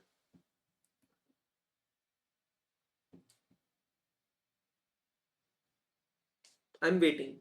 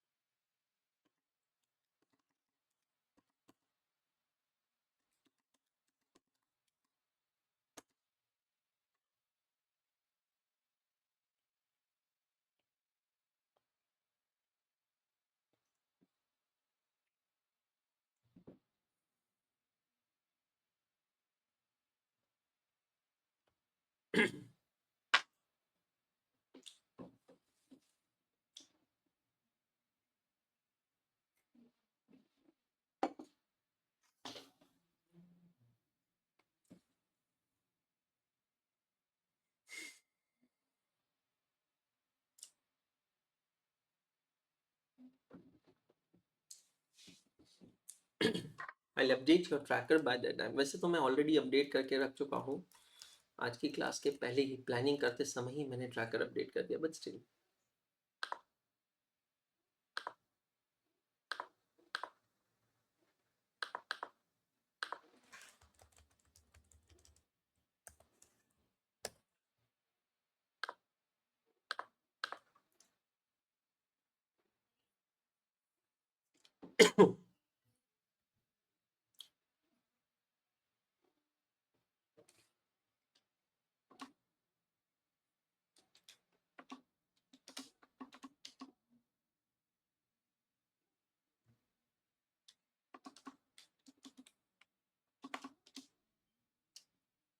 Check कीजिए answer.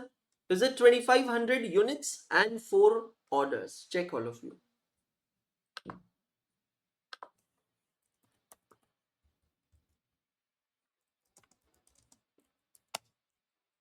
Is it 2500 units and 4 orders? Check all of you.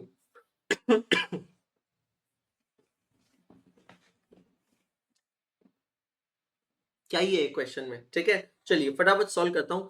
Root of 2a 10,000 o 50 upon c. c कैसे निकालेंगे? 2 रुपए का 8%, ये होता है 0.16. That is my c. That's all. So if you do this calculation, you get answer as 2,500 kgs.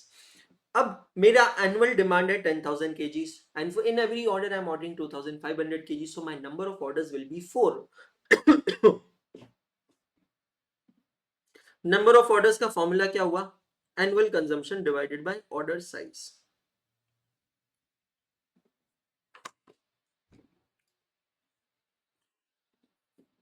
अब मेरी बात ध्यान से सुनना, अभी इंडेक्स में मत जाना, ध्यान से सुनना, स्टोरी स्टार्ट हो रही है.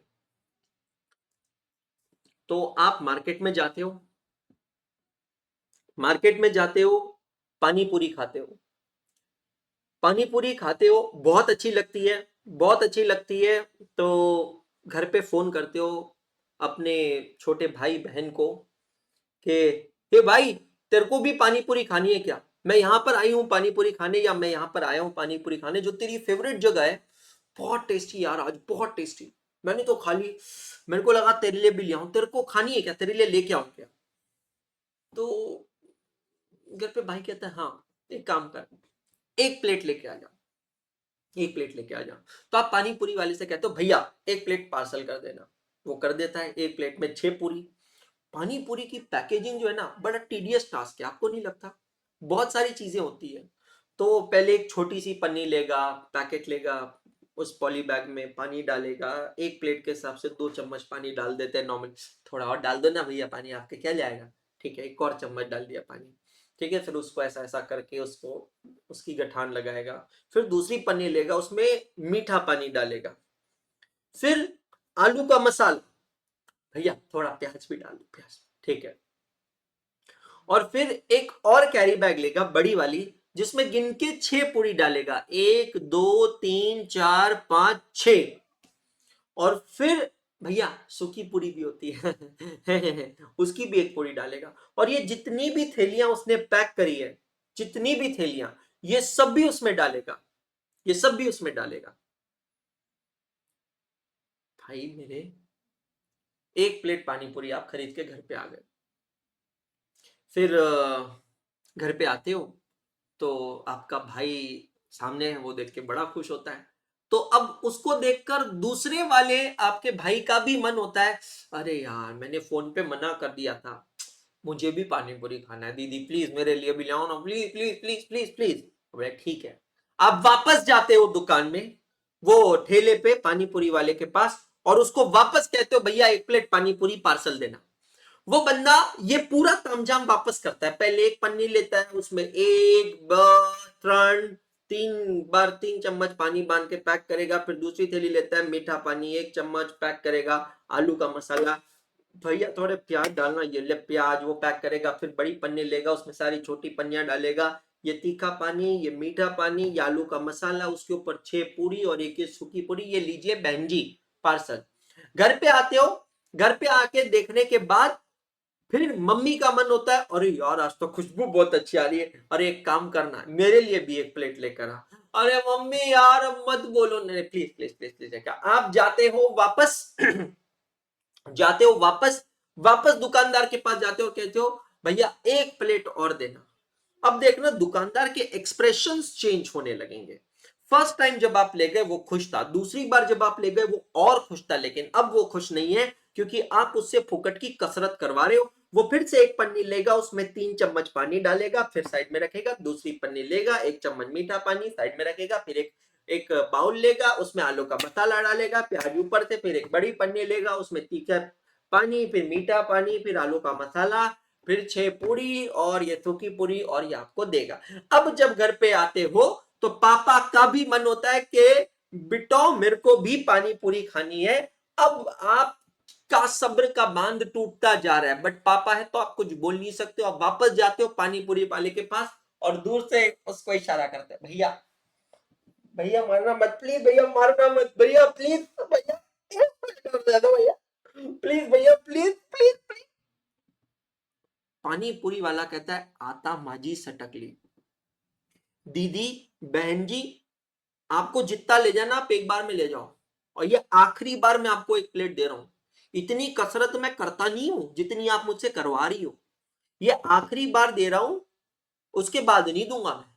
लिया एक पन्नी, उसमें 1 2 3 3 चम्मच तीखा पानी साइड में, फिर एक पन्नी लिया, फिर ये एक मीठा पानी साइड में, फिर ये लिया बाउल, उसमें आलू का मसाला, ऊपर से प्याज, उसको रखा साइड में, फिर लिया एक बड़ी पन्नी, उसमें तीखा पानी, उसमें मीठा पानी, उसमें आलू का मसाला, 1 2 3 4 5 6 7, एक सूखी पूरी मिला के ये ले। और सुनो, दफा हो जाओ, दोबारा अपना चेहरा मत दिखाना, एक प्लेट लेना हो तो दोबारा आना मत यहाँ पे। घर पे पहुंचे, पापा के लिए लेके, जब तक दोनों भाइयों का खत्म, अब दोनों भाई कहते हैं दीदी एक एक प्लेट और हो जाए, दीदी एक एक प्लेट और। आप कहते हो अब मैं हरगिज नहीं जाने वाली, लेकिन फिर वहां से पापा की तरफ से आंसर आता है, बिट्टो चॉइस नहीं, जाना पड़ेगा। अब आप पानी पूरी वाले के यहाँ जाते हो, दूर से कहते भैया, ओ भैया भैया,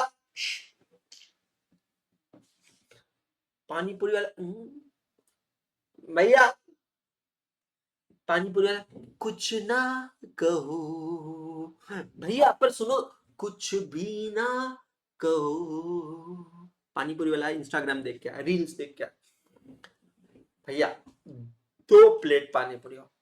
पानी पूरी वाला कहेगा मेरी माँ, मेरी माँ मेरे पे कृपा कर, तेरे को ले जाना तू एक साथ 4 प्लेट ले जा, चाहिए रहेगा तो मैं तेरे को डिस्काउंट देता हूं, मैं तेरे को एक एक्स्ट्रा सूखी पूरी देता हूं, अरे मैं खुद आ जाता हूं तेरे घर पे, पूरा ठेला उठाकर पूरे खानदान को पानी पूरी खिला देता हूं, पर ऐसे परेशान मत कर मेरे को, ये एक एक प्लेट लेकर मेरे को परेशान मत कर अम्मा, डोक्याची वाट लावू नको, आता माझी सटकली, खरंच दिमाग खराब मत कर मेरा, एक बार में ले जा जितना ले जाना है, अगर ले जाना है तो मैं तुम्हें डिस्काउंट देता हूं। अब ये कंसेप्ट को समझना माय डियर फ्रेंड्स, बायर जो है, जो परचेजर होता है, जो बायर होता है, वो हमेशा सिर्फ और सिर्फ खुद के बारे में सोचता है।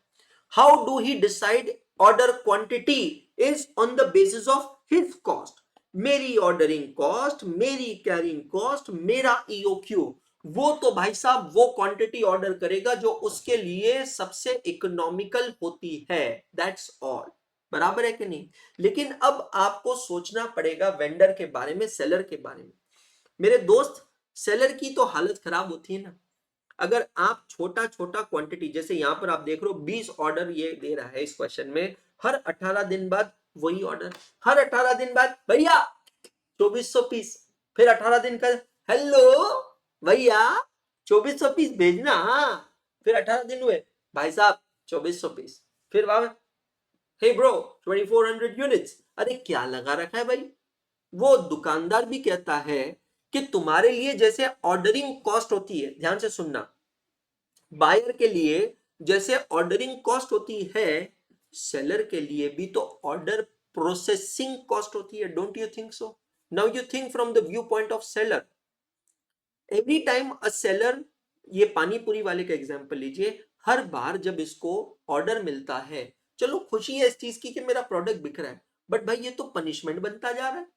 हर बार आती है बेवकूफ लड़की, एक एक प्लेट पानी पूरी लेकर जा रही है, जिंदगी खराब कर दिया, एक साथ 3 प्लेट ले जाती थी, 4 प्लेट पहले ले जाती थी, मतलब एक साथ में काम होता था ना, वो फ्लो टूटता है, वो लिंक टूटती है।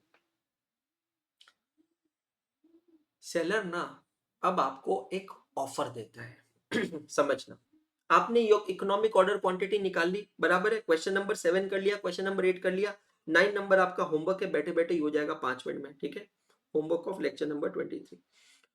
अब यहाँ क्वेश्चन नंबर 10 में पता है क्या हो रहा है, जो सामने वाला सेलर है ना आपका, वो आपको एक ऑफर दे रहा है। ऑफर आपको ये दे रहा है कि भाई मैं तुमको ना 4% डिस्काउंट दूंगा, मैं तुमको 4% डिस्काउंट दूंगा अगर तुम्हारा ऑर्डर साइज 4000 यूनिट्स होता है तो। Please understand, buyer will order on the basis of economic order quantity. तो ये वाला क्वेश्चन अगर आप देखोगे तो अल्फा की रिक्वायरमेंट है 8000 यूनिट्स की, cost of placing an order is 200, carrying cost cost per unit is 400, carrying cost is 20%, तो कक पुप्पा कितना हुआ, 400 का 20% होता है 80 रुपए। तो अगर मैं यहाँ पे इकोनॉमिक ऑर्डर क्वांटिटी निकालता हूं 2 इंटू 8000 इंटू 200 डिवाइडेड बाय 80 रुपए, तो मैं अगर यहाँ पे ईओक्यू निकालता हूँ, कोटे गेले रे बाबा माझं calculator, 2 into 8000 into 200 divided bye 80 रुपया, उसका लेता हूं मैं रूट, तो मेरा ईओक्यू होता है यहाँ पे 200 यूनिट्स का, बराबर है। अब 200 यूनिट का ईओक्यू मतलब मेरे नंबर ऑफ ऑर्डर्स कितने हुए बेटा जी, एक साल में 8000 यूनिट मैंने खरीदना है और हर ऑर्डर में मैं 200 यूनिट, मतलब 40 ऑर्डर, मतलब साल भर क्या धंधा करना है या ऑर्डर ऑर्डर ही खेलने का है, 40 ऑर्डर। दुकानदार कहता है भाई मैं इतना नहीं कर सकता, तो एक काम कर, तेरा ऑर्डर साइज 4000 बना। एक बात बताओ, अगर ऑर्डर साइज 4000 का होता है तो कहना है से सिर्फ 2 ही ऑर्डर होंगे, अगर ऑर्डर साइज 4000 होगा तो नंबर ऑफ ऑर्डर्स तो 2 ही होंगे ना। तो दुकानदार अपना हेडेक कम कर रहा है, वो कहता भाई मैं 40 ऑर्डर नहीं दे पाऊंगा, तो एक काम कर, वो एंकरेज करता है आपको to order more in less number of orders by giving you 4% discount. वो कहता तू एक काम कर भाई, तू एक काम कर, तू ना भाई रहने दे, तू रहने दे, तू खेल लियो, मैं तेरे को देख लूंगा, ये 40 ऑर्डर अबे धंधा करूंगा कि मैं, तू इकलौता कस्टमर थोड़ी है मेरा, मैंने नहीं बेचना तेरे को, नहीं हट हट हट, मैं नहीं बेचना। तू एक काम कर भाई, तू 4% का डिस्काउंट ले और तू 2 ऑर्डर में अपना साल भर का रिक्वायरमेंट पूरा कर, मतलब 4000 यूनिट्स पर ऑर्डर। अब आपको यहां पर क्या करना है, compute the economic order quantity, जो हम ऑलरेडी कर चुके हैं 200 units, and advise whether the quantity discount should be accepted और नॉट। ये कहानी यहां खत्म नहीं हुई है, ये कहानी जो क्वेश्चन नंबर 7 8 में चालू हुई थी 10 नंबर में कंटिन्यू हुई है, ये 11 नंबर पे भी आगे बढ़ेगी, बट अभी इस कहानी को मैं यहां रोक रहा हूं। तो ये जो क्वेश्चन हम देख रहे हैं, ये जो कंसेप्ट हम देख रहे हैं, this is economic order quantity but evaluation of an offer. सामने से आपकी तरफ प्रस्ताव आया है कि भाई साहब आप ऑर्डर साइज को चेंज करो, नंबर ऑफ ऑर्डर्स को चेंज करो, हम आपको 4% डिस्काउंट देते हैं, will you accept this offer और not. Let's solve question 10/AAA/2.19। कुछ ना कहो, कुछ भी ना कहो, क्या कहना है, इनटू 200 डिवाइडेड बाय 80। भाई लॉजिकली समझोगे ना, बहुत ही बढ़िया कंसेप्ट और बहुत ही आसान कंसेप्ट है। 200 units, number of orders at EOQ is equal to 8000 divided by 240 orders। मजा आ रहा है सबको पढ़ के, समझ में आ रहा है, क्लियर हो रहा है?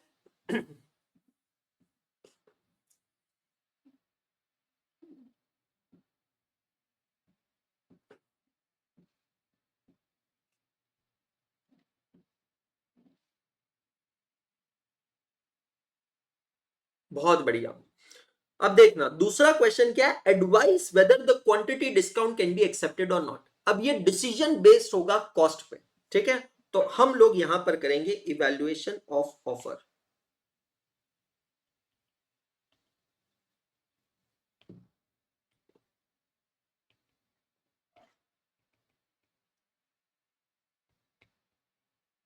प्रपोजल, काश जिंदगी में भी ऐसे प्रपोजल के लिए टेबल बनता था, बट ऐसा हुआ नहीं। सिंपल है, फॉर्मेट बनाया तो भी चलेगा, नहीं बनाया तो भी चलेगा, ठीक है। प्रपोजल का इवैल्यूएशन हम कर रहे हैं, कॉस्ट का, particulars at economic order quantity as per proposal. दो चीजें चेंज हो रही है, एक order size in terms of units, दूसरा नंबर ऑफ ऑर्डर्स, और तीसरा purchase price. At economic order quantity, my order size is of 200 units. Consequently, my number of orders are 40 orders. खुद को हंसी आ रही है मुझे सुन के। परचेज प्राइस यहां पर कितना है? Purchase price cost per unit है 400 रुपीज। पर सर परचेज प्राइस का कुछ लेना देना नहीं, एग्रीड, लेकिन मेरा उससे कक पुप्पा कितना होगा? कक पुप्पा इज 20% ऑफ परचेज प्राइस।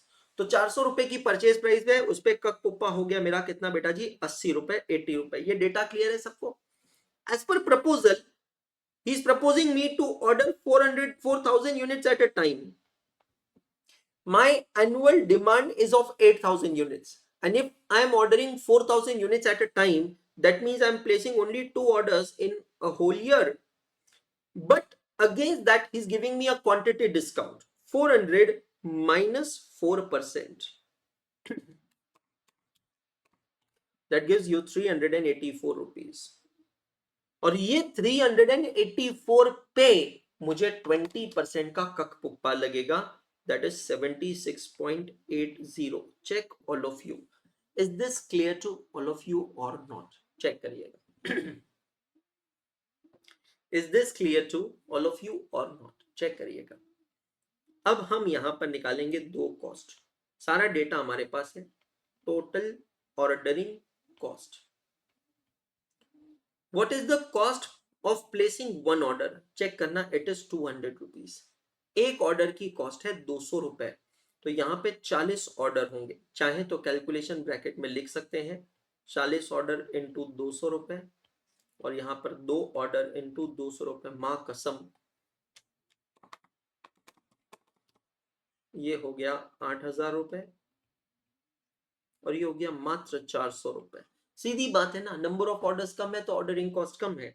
दूसरी कॉस्ट को हम कंपेयर करेंगे, total carrying cost. Total carrying cost का फॉर्मूला मैंने क्या सिखाया था? ऑर्डर साइज, यहां पर ऑर्डर साइज है EOQ divided by 2 multiplied by carrying cost per unit per annum. कब पुप्पा है 80 रुपए। यहां पर ऑर्डर साइज है 4,000 डिवाइडेड बाय 2 मल्टीप्लाइड बाय, अब समझना, carrying cost per unit per annum कम हो रहा है। टोटल कैरिंग कॉस्ट बढ़ेगा लेकिन पर यूनिट पर एनम कम हो रहा है। क्यों? क्योंकि carrying cost per unit per annum is dependent on the purchase price. तो एक यूनिट का तो कम हो रहा है लेकिन ओवरऑल बढ़ जाएगा, है ना? चेक करते हैं, that will support our calculation. 200 divided by 2 multiplied by 80, this becomes 8,000।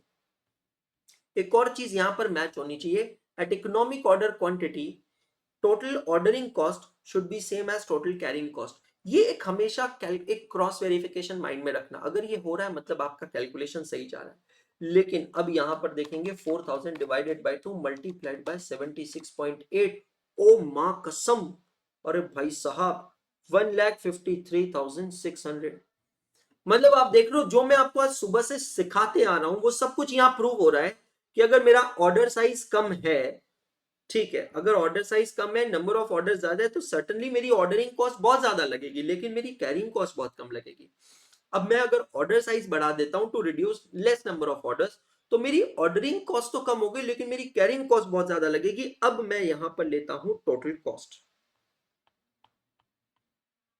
Total cost is nothing but it is A plus B। Ordering cost, carrying cost यहां पर है मात्र 16,000 रुपए, और यहां पर है 1,54,000 रुपए। सेलर को बोलना पहली फुर्सत में आगे निकल, हट्टा सावन की घटा, हट्टा सावन की घटा। क्या है रे भाई, क्या कंक्लूजन मांगा है क्या? Advise whether the quantity discount should be accepted और not. Conclusion, the quantity discount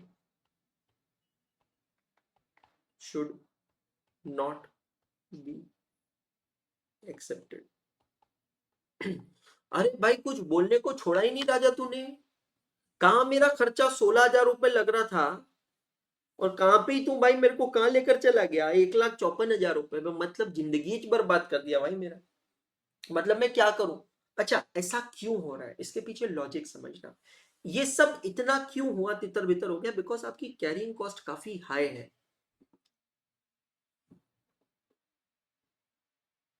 carrying sir 4% का डिस्काउंट है तो परचेज प्राइस भी चेंज हो।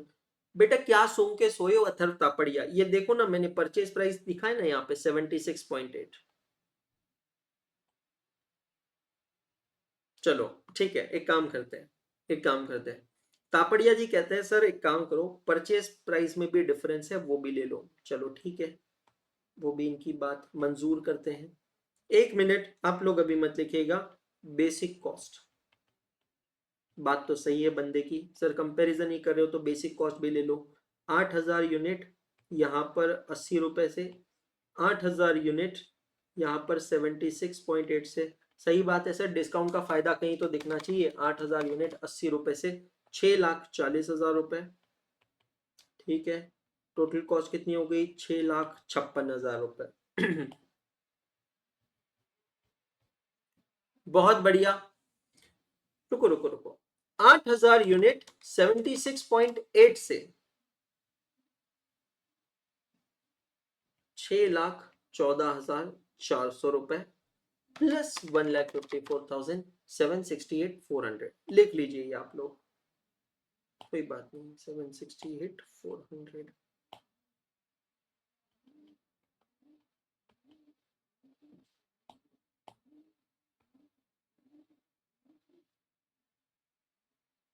We will have to take basic cost because basic cost is also changing due to quantity discount. So we will take, but the conclusion remains same that the quantity discount should not be accepted.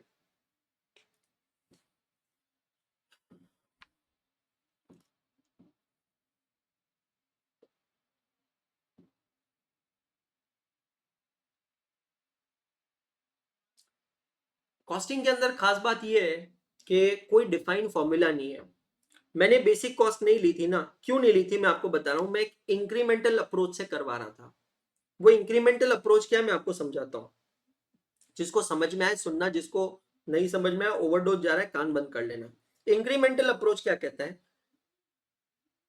देखो मैं ये देखूंगा कि मेरा incremental revenue और incremental incremental मतलब marginal cost कितना है। ठीक है अब समझना मेरा इंक्रीमेंटल रेवेन्यू या फिर मैं कहूंगा इनकम यहां पर इंक्रीमेंटल इनकम कितनी है।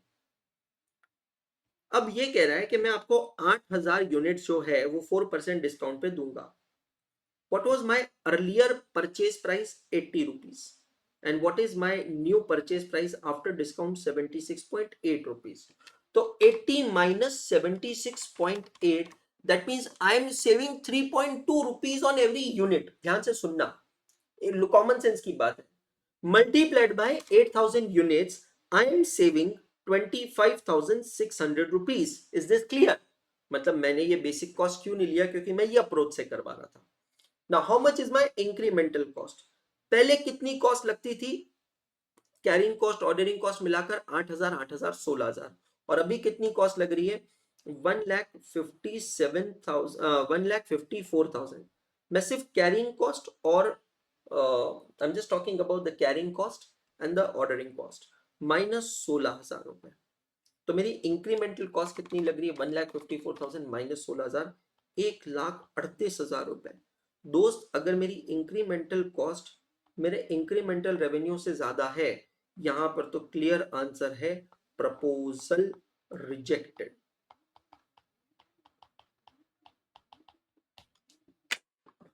लॉजिक है ना भाई। मैं कोई भी नया काम तभी करूंगा ना when it makes money for me and money means what जो मैं अभी कर रहा हूं उससे ज्यादा होगा तो ही होगा ना प्रपोजल एक्सेप्ट। तो आपके पास दो अप्रोच है दोनों में से किसी भी अप्रोच से आप कर सकते हो कोई बड़ी प्रॉब्लम वाली बात नहीं है दैट्स एब्सोल्युटली फाइन।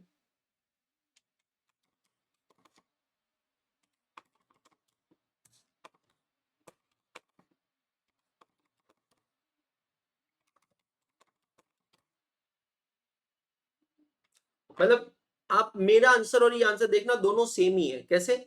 यहां पर अगर आप इन दोनों का डिफरेंस देखते हैं ना, if you look at the difference of these two figures, can you calculate on your calculator? 7,68,400 minus 6,56,000, इन दोनों का डिफरेंस देखना बेटा जी कितना आ रहा है। मैं टेम्परेरी लिख रहा हूं फिर हटा दूंगा। 1,12,400 है ना। और अब अगर आप नीचे देखते हैं तो मेरी incremental cost 1,38,000 minus incremental revenue 25,600, यहां पर भी आपको सेम आंसर मिलेगा। My incremental expenditure cost is 1,12,400। Why will I accept this proposal? So there are two costing. The beauty of the subject is there is no fixed definition. You have liberty to play as per your own rules. You can follow this or you can go by the incremental approach. Whichever approach you follow is going to give you the same answer, provided your logics are right. Done all of you?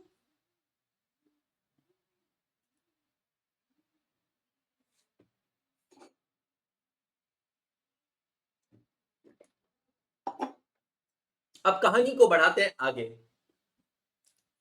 आप अपना economic order quantity का model use करके अपना order size decide करते हैं, अपने number of orders decide करते हैं और अकॉर्डिंगली आप सारे काम करते हैं। सामने वाली पार्टी आपको प्रपोजल देती है कि भाई साहब 200 यूनिट जो आपका ऑर्डर साइज है उसकी जगह 4,000 यूनिट का आप ऑर्डर करो एक ऑर्डर में। जो 40 ऑर्डर अभी आप ऑर्डर कर रहे हो, your annual orders are how many? 40 orders. Instead of that you place 2 orders, I will give you 4% discount. We do the calculation, we come to a conclusion that quantity discount should not be accepted. And what is the reason of this? Reason is very simple, because it's becoming very expensive. It's putting additional burden in my pocket of 1,12,400. अब ये story आगे बढ़ती है। ये बंदा आपको कहता है ठीक है मियां, अगर आपको 4% का डिस्काउंट एक्सेप्ट नहीं है, ठीक है, आप अपना ऑफर हमें दो। उसको कहते हैं question on counter offer. Question number 11, question number 11 counter offer. पहले उसने ऑफर दिया, हमने उस ऑफर का इवैल्यूएशन किया, इवैल्यूएशन कर कर समझ में आ गया कि भैया जी ये ऑफर महंगा पड़ रहा है हमें। अब हम उसको काउंटर ऑफर देने जाएंगे कि अब आप हमको बताओगे कि आपको कितना डिस्काउंट चाहिए। चलिए ठीक है, मैं नहीं कर पा रहा हूं, आप हमें बताएंगे कि आपको कितना डिस्काउंट चाहिए। That is where we will see the question on counter offer. Are you getting my point? समझ में आ रहा है आप लोगों को? चलिए question number 11 and then we will wind up today's class. आपका आज का होमवर्क है क्वेश्चन नंबर 9, क्वेश्चन नंबर 12 और 13।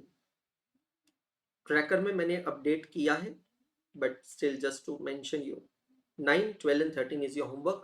Tomorrow we will start the last segment of this topic, and that is formula based inventory levels. 14, 15, 16, 17, all these questions are based on the inventory valuation, inventory levels, stock levels. मजा आएगा। I think 2 और classes में topic खत्म हो जाएगा। सो कल और परसों या we will complete this topic. Ready all of you? A company manufactures a product from a raw material which is purchased at rupees 60 per kg. Okay, now can I say this is my basic cost? The company incurs a handling cost of 360 plus freight of 390 per order.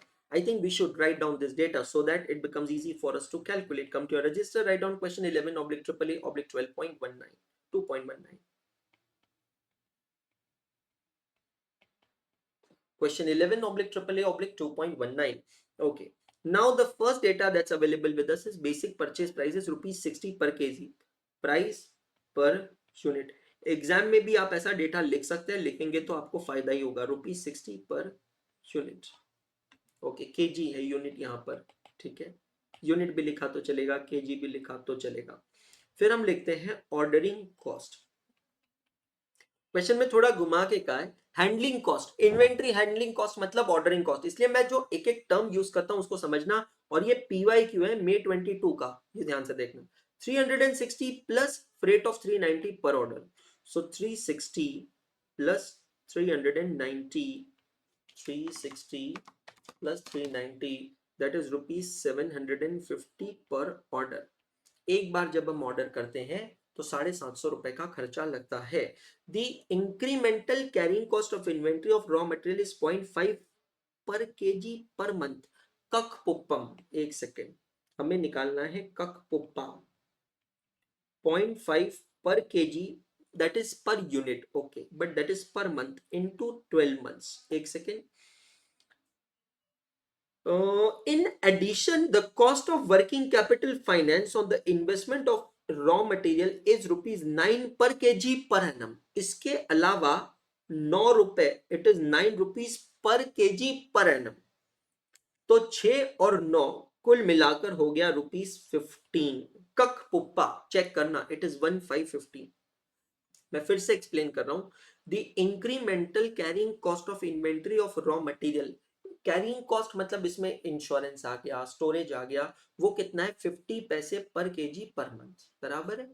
इसके अलावा आपने जो working capital लिया ले रखा है, working capital का मतलब क्या है, आपने जो इन्वेंट्री खरीदी है, रॉ मटेरियल खरीदा है, उसको आपने बैंक के कर्ज से लिया है, मतलब आपने ओवरड्राफ्ट करवाया है उससे लिया, तो वो ओवरड्राफ्ट पे आप इंटरेस्ट कॉस्ट इंकर करते हैं, विच कम्स टू ₹9 पर केजी पर एनम। तो आपकी total carrying cost, inventory holding cost होगी 15 रुपए, है ना। The annual production is 1 lakh units, एक second, and 2.5 units are obtained from 1 kg of raw material। मेरे दोस्त एक्सीडेंट पॉइंट है, हमें यहां पर निकालना है annual consumption of raw material. बच्चा यहां गलती करेगा कि 1 लाख यूनिट्स को ए कंसीडर करेगा, ऐसा मत करना। इस लाइन को पढ़ लेना, समझ लेना, हाईलाइट करना। Annual production of the product is 1 lakh unit, product मतलब finish good, and 2.5 units are obtained from 1 KG of raw material. 1 kilo raw material से 2.5 यूनिट बनता है। एक सेकेंड, यूनिटरी मेथड यूज करेंगे। 1 केजी रॉ मटेरियल से 2.5 units of finished goods are made, okay। Actual production given is 1 lakh units of FG। तो 1 lakh units of FG बनाने के लिए कितने रॉ मटेरियल की जरूरत पड़ेगी। एक और एक्सीडेंट पॉइंट यहां पर ये कि बच्चा कहेगा 2.5 लाख किलो रॉ मटेरियल की। अब उसको बोलो अक्कल बड़ी या भैंस, तो उसका जवाब होगा ना ही अक्कल ना ही भैंस, दोनों से बड़ा हूं मैं। भाई साहब, 1 किलो रॉ मटेरियल में 2.5 यूनिट्स फिनिश गुड बन रहा है, तो 1 लाख यूनिट फिनिश गुड के लिए कितना रॉ मटेरियल लगेगा। आंसर इसका होगा बेटा जी 40,000। चेक करिएगा कितना होगा, 40,000 केजी। तो जब 40,000 केजी आप रॉ मटेरियल यूज करेंगे तो उससे 2.5 यूनिट निकलता है 1 किलो रॉ मटेरियल से, तब जाकर 1 लाख यूनिट फिनिश गुड्स बनेगा। बहुत इंपॉर्टेंट है, ठीक है। Calculate the economic order quantity of raw material। The first question is calculate the economic order quantity। सारा डेटा हमने अरेंज कर दिया है, अब हमारे लिए क्वेश्चन बन गया काफी आसान। Root of 2a o upon c, c है 15 रुपए। मतलब कोई भी डेटा इस क्वेश्चन में ना बहुत सिंपल और स्ट्रेट तरीके से नहीं दिया हुआ था। हर डेटा के लिए कहीं ना किसी तरीके से थोड़ी ना थोड़ी मेहनत तो करनी पड़ी है। सो 2000 kgs का है इकोनॉमिक ऑर्डर क्वांटिटी, चेक करिएगा।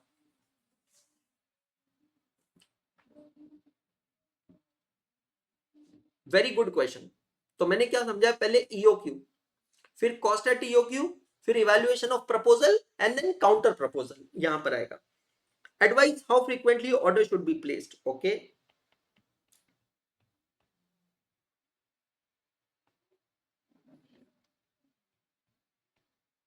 फ्रीक्वेंसी ऑफ ऑर्डर, अच्छा, फ्रीक्वेंसी ऑफ ऑर्डर के लिए आपको नंबर ऑफ डेज मंथ्स कुछ नहीं दिया है, कोई बात नहीं। तो आप simple 365 days divided by number of orders ले सकते हैं, है ना। तो 365 days divided by number of orders. Number of orders कैसे निकलेंगे, annual consumption of raw material is 40,000 divided by order size is 2000, तो 20 ऑर्डर्स 18.25 डेज पर ऑर्डर। आसान है, कोई प्रॉब्लम नहीं, कुछ भी डिफिकल्ट नहीं है यहाँ पे, सिर्फ डेटा पहले वाले क्वेश्चंस की तरह एकदम ऐसा थाली में परोस के नहीं दिया है, थोड़ा अलग तरीके से दिया है, बट आप उसको मैनेज कर सकते हैं with some additional level of practice you can certainly manage it. Next, now if the company proposes to rationalize placement of orders on quarterly basis, now you need to read this statement properly. If the company proposes to rationalize placement of order on quarterly basis, placement of order on quarterly basis का मतलब होता है 4 orders per annum. अब sir ये कैसे आया 4 orders per annum? पढ़ो ना, वही तो दिया है. The company proposes to rationalise placement of order on quarterly basis, मतलब एक साल में होते हैं 12 महीने, एक क्वार्टर में होते हैं 3 महीने. क्वेश्चन कहता है कंपनी चाहती है कि वो हर एक क्वार्टर में एक ऑर्डर प्लेस करे. तो पहले 3 महीने में एक ऑर्डर, फिर दूसरे 3 महीने में दूसरा ऑर्डर 6 महीने, फिर और 3 महीने में तीसरा ऑर्डर 9 मंथ्स, और फिर चौथे 3 महीने में एक और ऑर्डर. मतलब 12 मंथ्स डिवाइडेड बाय 3 मंथ्स, आपके एक साल के हो गए कितने? 4 ऑर्डर्स. एक सेकेंड, एक सेकेंड, तो इसका ऑर्डर साइज क्या होगा? अगर मेरा एनुअल कंजम्पशन है 40,000 यूनिट्स का और मेरे नंबर ऑफ ऑर्डर्स है 4, can I say my order size is 10,000 units, है ना? If the company proposes to rationalise the placement of order on quarterly basis, मतलब हम खुद ही अपने आप में सोच रहे हैं कि अगर मैं साल भर के 4 ही ऑर्डर प्लेस करता हूं, मतलब 10,000 यूनिट्स का मेरा ऑर्डर साइज होता है, व्हाट परसेंटेज ऑफ डिस्काउंट, इस शब्द को हाईलाइट कर लेना, परसेंटेज ऑफ डिस्काउंट, अमाउंट नहीं पूछा है, percentage of discount in the price of raw material should be negotiated. Counter offer देना है हम लोगों को उनको कि कितना परसेंट हम डिस्काउंट चाहते हैं. जैसे ऊपर वाले क्वेश्चन में, इससे पहले वाले क्वेश्चन में ये फिगर दी थी 4% की, यहां पर वो फिगर नहीं दी है, यहां पर ये फिगर आपको कैलकुलेट करना पड़ेगा. चलेंगे, तो इसके लिए हमें क्या करना पड़ेगा, जैसे हमने पिछले क्वेश्चन में किया था, एग्जैक्टली यहां पर भी इस क्वेश्चन के अंदर हमें statement showing evaluation of offer बनाना पड़ेगा. Okay, statement showing incremental cost. Certainly अगर मैं ईओक्यू को छोड़कर कोई भी और ऑर्डर साइज सेलेक्ट करता हूं, चाहे ईओक्यू से कम हो या ईओक्यू से ज्यादा हो, उस ऑर्डर साइज पे मेरी कॉस्ट तो बढ़ेगी. इसलिए मैंने जजमेंट ही दे दिया incremental cost at EOQ at proposal. अब अगेन पहले कुछ बेसिक डेटा लिख लेते हैं.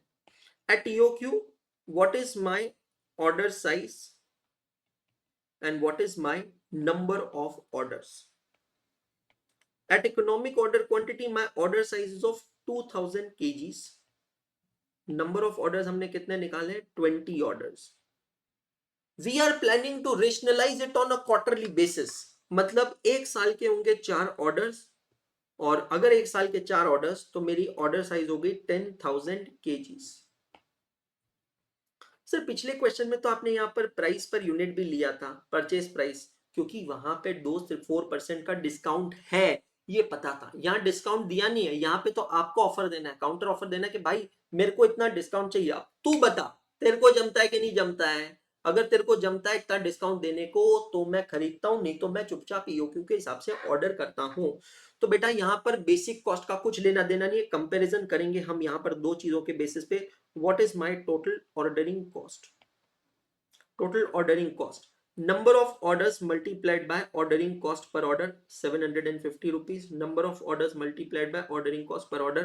लिहाजा है अगर मेरे नंबर ऑफ ऑर्डर्स कम है तो ऑर्डरिंग कॉस्ट मेरी कम लगेगी, और नंबर ऑफ ऑर्डर ज्यादा है तो ज्यादा लगेगी. यहाँ 15,000 रुपए लग रहे हैं वर्सेस यहाँ पर सिर्फ और सिर्फ 3,000 rupees.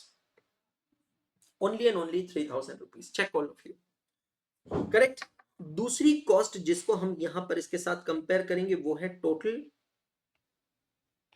Carrying cost. Total carrying cost कैसे निकालेंगे?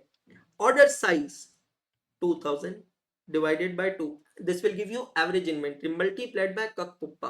कक पुप्पा कितना निकाले बेटा जी हमने? 15 रुपए. Order size 10,000 divided by 2 multiplied bye कक पुप्पा. At economic order quantity, total ordering cost should be same as total carrying cost. So this total ordering and carrying cost becomes 30,000. Total cost A plus B. अब बात करते हैं proposal की। तो भाई साहब proposal में हालत ये है कि मेरी कैरिंग कॉस्ट हो रही है 75,000 और टोटल कॉस्ट हो रही है 78,000। क्लियर हुआ? Therefore, incremental cost is equal to 78,000 minus 30,000. That gives you rupees 48,000. What is my incremental cost? It comes to 48,000. Check all of you. Clear? अब मुझे इतनी कॉस्ट बचानी है, लॉजिकल है सोचना यहां से, मुझे इतनी कॉस्ट बचानी, कितनी क्वांटिटी पे बचानी है, on how much quantity? My annual consumption is of 40,000 kg. Okay, so I will calculate therefore incremental cost per kg that is equal to rupees 48,000 over 40,000 kgs. आप समझ रहे हो मेरी बात? मैं ये पूरा जो कैलकुलेशन कर रहा हूं ये कितने किलोग्राम का कर रहा हूं? 40,000 किलोग्राम्स का कैलकुलेशन हो रहा है। तो 40,000 किलो पे टोटल 48,000 रुपए मेरा एक्स्ट्रा लग रहा है। मतलब 1 किलोग्राम पे I am incurring an incremental cost of rupees 1.20 per KG. जितनी मेरी इंक्रीमेंटल कॉस्ट है उतना मुझे डिस्काउंट चाहिए। मतलब अगर मुझे 1.2 रुपीस पर केजी का डिस्काउंट मिल जाता है तो मैं ये प्रपोजल को एक्सेप्ट करूंगा, बट ये मेरा आंसर नहीं है क्योंकि क्वेश्चन में पूछा है what is the percentage of discount you offer you want. Therefore amount of discount पर KG sought is rupees 1.20 per kg, but that is not my answer. Percentage of discount sought वो कैसे निकालेंगे sir? 1.2 rupees का discount चाहिए divided by what is my existing cost per unit, price per unit. देखो question के शुरुआत में दिया है 60 rupees per unit divided by 60 rupees multiplied by 100. So 1.2 divided by 60 multiplied by 100, it comes to 2%. That's your answer. That's your answer. तो अपने supplier की आंखों में आंखें डालकर आप उससे कहोगे सुन सुन सुन सुन, अगर तू मुझे 2% का डिस्काउंट दे सकता है, if you can give me discount of 2%, then I am okay to rationalize my offers on quarterly or my orders on quarterly basis. If you can give me discount of 2%, I will not place 20 orders in a year. I will place only 4 orders in a year of 10,000 units each. Are you getting my point? Check all of you. So what a wonderful lecture it was today. What an amazing lecture. मजा आ गया और बहुत अच्छे से ये concept को हमने cover किया है। यहाँ पर बहुत ही अच्छे से, बहुत ही डिसिप्लिन तरीके से कवर किया है। आज का ट्रैकर आपके सामने है। We did classwork question number 5 and 6, easy basic questions on landed cost. I explained the concept of economic order quantity and solved question number 7, 8, 10 and 11. Your homework is question number 9, question number 12 and question number 13. All the chill 2 questions are your homework. Tomorrow we are going to check the homework. We'll continue ahead and we'll start with the concept of inventory levels. Thank you so much. Have a wonderful day. See you tomorrow. Thank you.